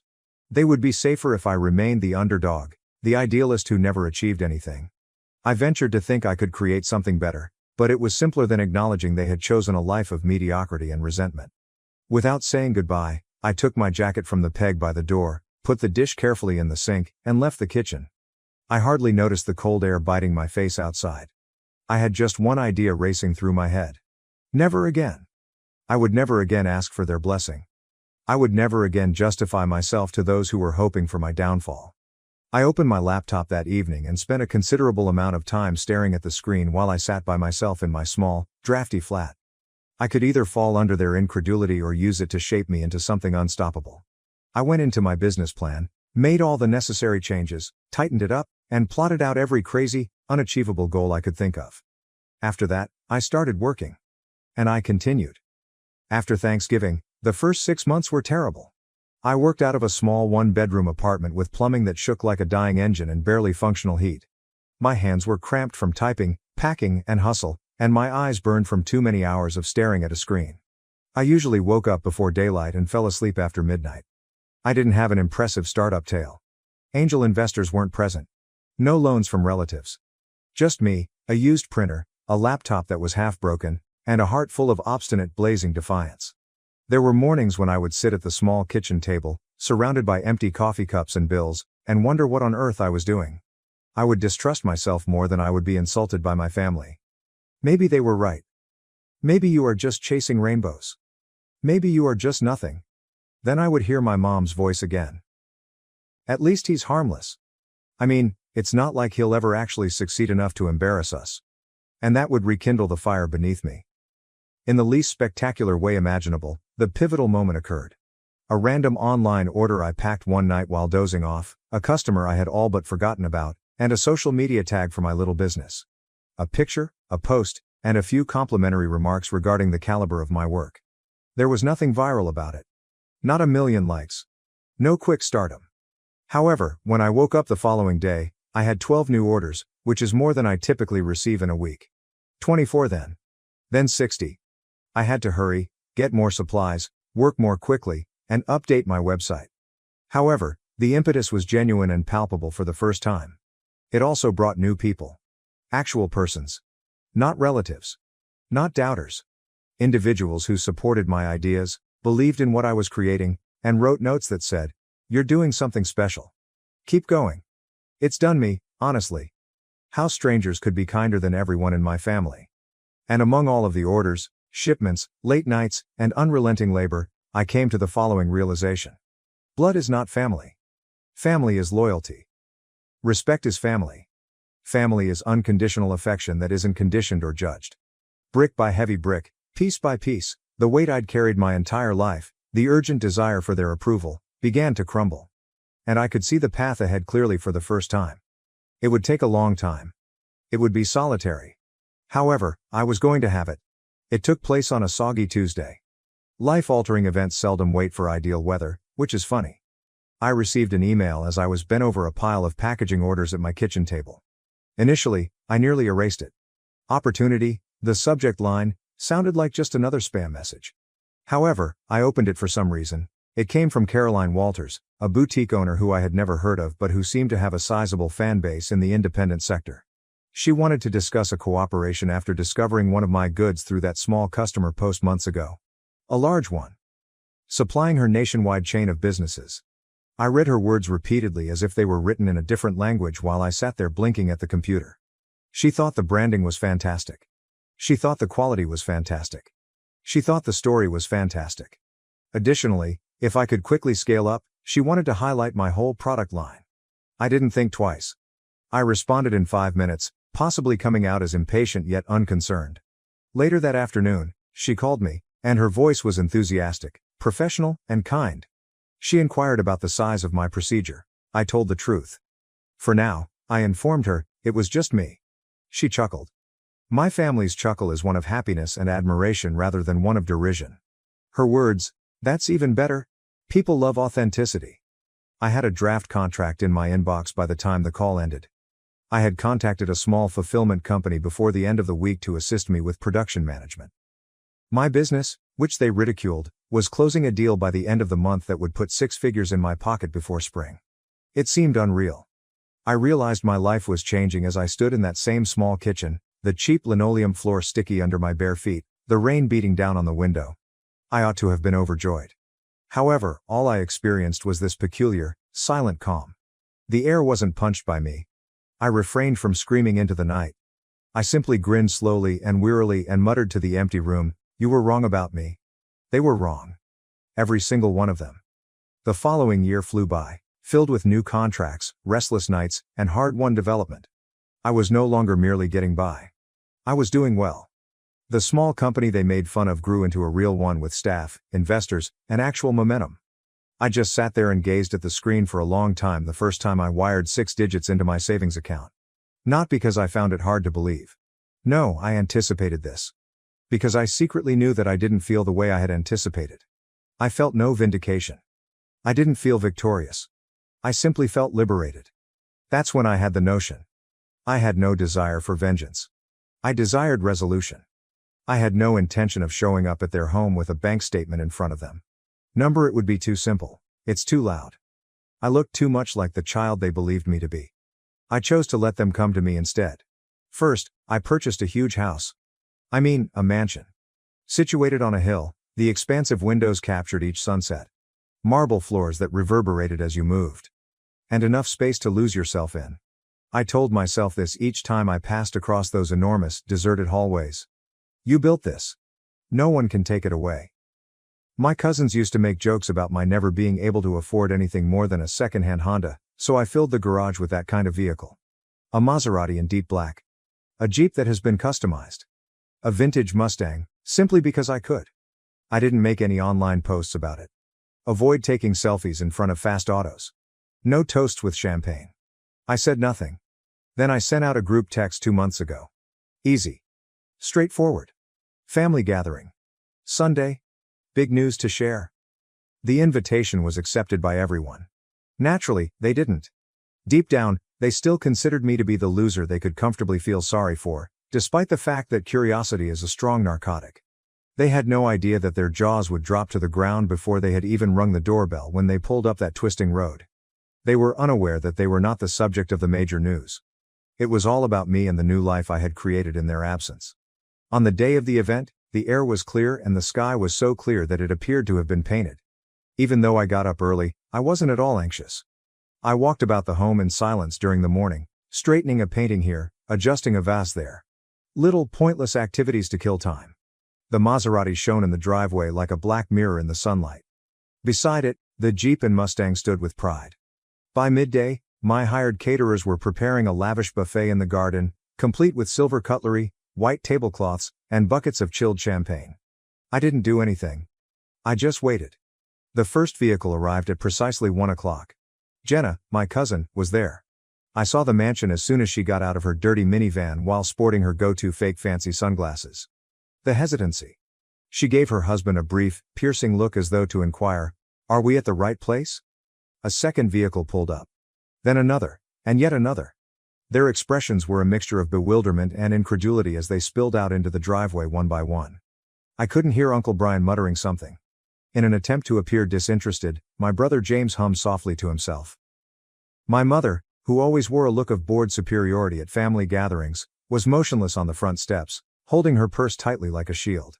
For a long, beautiful moment, no one spoke. Then Jenna burst out laughing, too loud and brittle. She exclaimed, "Oh wow," as she adjusted her shades. "You, renting this place or something?" I gave a charming smile. "Not renting, bought it last month." She opened her mouth, then closed it. "You're kidding," another person remarked, half laughing, half panicking. They had never been unsteady before. They weren't accustomed to me being in control. The marble floors shone like water beneath the chandeliers, and I pointed to the open doors. "Come in. Make yourselves comfortable." Like visitors to a large museum, they cautiously made their way inside, avoiding contact with anything. As they moved through the spacious living room, the open kitchen, and the glass walls that looked out onto the well-kept backyard, I observed them from behind. They were rushing to change their stories, and I could see it in their expressions. The desperate search for an explanation that would allow them to maintain their sense of superiority. Their faces were plastered with fake smiles. "Wow," exclaimed my aunt. "This is, really nice. Good for you." Uncle Brian added, "Yeah," giving me a too firm pat on the back. "We always knew you had potential." I simply nodded. Let them speak. Allow them to tangle into knots. I no longer required their approval, never again. I wasn't here to make an impression. I came to bid you farewell. The catering staff presented small works of art, known as hors d'oeuvres, on silver trays. Bites of smoked salmon. Little Wellingtons made with beef. Tiny tartlets that appeared too good to devour. My family walked around seeming like they were at ease. A bit too loudly laughing. Praising the furnishings, the vista, and the tasteful design. It was simple to see beneath the surface though, as their eyes darted around, attempting to solve the problem they were unable to solve. How? When? Did you win the lottery? Was his claim of struggle a lie? They desperately wanted this to be untrue because if it were, it would mean that all of their assumptions about me and themselves were incorrect. Always the most audacious, James drew me away from the champagne table. "So seriously," he replied with a grin. "How do you swing all this? Who's paying you, or is it some kind of like crypto thing?" I gave a faint smile. "I built it," was all I said. He blinked. "Built what?" "My company. My brand. Everything." He gazed at me as if I were speaking a foreign tongue. "Constructed, not talented, not bumped into, constructed." James laughed, this weak trembling thing that didn't quite reach his eyes, and stroked my shoulder like if I were a child. "Man, that's wild. Good for you. Really proud of you, bro." He wasn't, not for a moment. My mother looked at me from the opposite side of the room. She smiled at me, the tense, strained smile she used to wear to church when she pretended everything was just right. I gave a courteous nod. Today there would be no yelling. Don't argue, no charges. Just a single, tidy cut. I looked at my watch. It's almost time. I strolled to the middle of the room, where the marble floors were bathed in golden light from the chandeliers, and I raised a glass, not for a celebratory toast but for closure. The room instantly fell silent. Every discussion ended in the middle of a phrase. All of them looked at me expectantly and eagerly. I finally got their undivided attention after all this time. I let the silence to linger a bit too long while I held the glass loosely in my palm. I felt the pressure of their gazes on me, but I wasn't bothered by it for once. I was in charge of the room for once. I casually cleared my throat. I said, first of all, in a cool, collected tone, "Thank you all for coming." A couple of courteous nods. Uncomfortable foot shuffles. "I'm sure you're wondering why I invited you here today," I said. "And the truth is, it's not to brag. It's not to show off."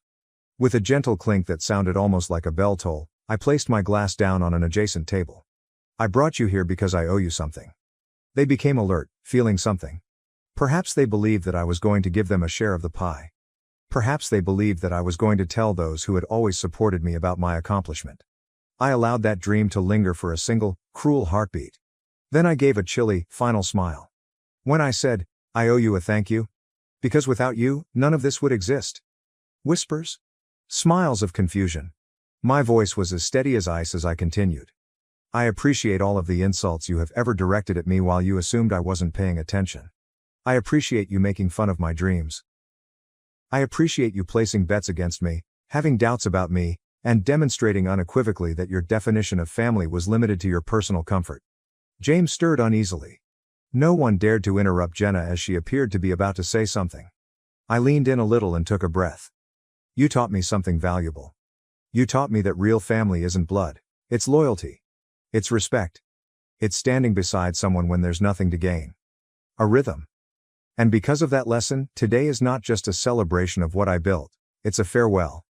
They were slapped across the face by the words. "I'm cutting ties," I remarked in a low voice. "After today, I will no longer be part of this family." Quiet. Complete and utter quiet. Then the roar burst forth like a dam bursting. "But we're family," exclaimed Aunt Linda. Jenna stumbled. "You can't be serious." James moved forward with a somewhat terrified expression. "Hey man, come on. Don't be dramatic." Even my normally calm mother appeared to have taken a hit to the gut. She opened and closed her mouth, but no sound emerged.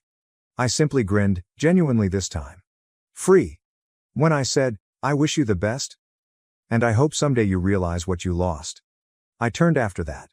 I then turned to go. I didn't turn around. I could hear the frantic cries behind me, the begging voices becoming softer with each stride. "Wait, please, don't do this. We didn't mean it. You're making a mistake." I continued to walk. Beyond the marble flooring, beyond the chandeliers that gleam, past everything that meant nothing at all and once harmed me. I arrived at the front door. Stopped. Then I shut it behind me without thinking twice. Like the last ending of a chapter, the hefty thud reverberated throughout the house, not only of that particular day but also of my previous existence. The environment outside felt different as the door snapped shut behind me. My face was stroked by the cool breeze. The driveway was bathed in a gentle golden glow as the sun began to set. There was silence. Calm. For a moment, I just stood there and took it in. Not a sound. Not guilty. Don't second-guess yourself. My former existence was behind those walls. The days of begging for bits of affection and pursuing praise were finally, totally ended. And while I stood there beneath the open sky, I came to the following realization: the quiet wasn't meaningless. It was liberty. There was nothing that I owed them. No justifications. I'm not sorry. No pardon. They had already made their decisions. Finally, I had done the same. I wasn't escaping them for the first time in my life. I had no intention of proving anything. I just kept on going, without them. Months have passed since that day. And what do you know? I've never regretted it. The phone calls. The written word. After a while, they ceased. Initially, the messages were hostile. Then guilt trips. Then frantic excuses. None of them were answered by me,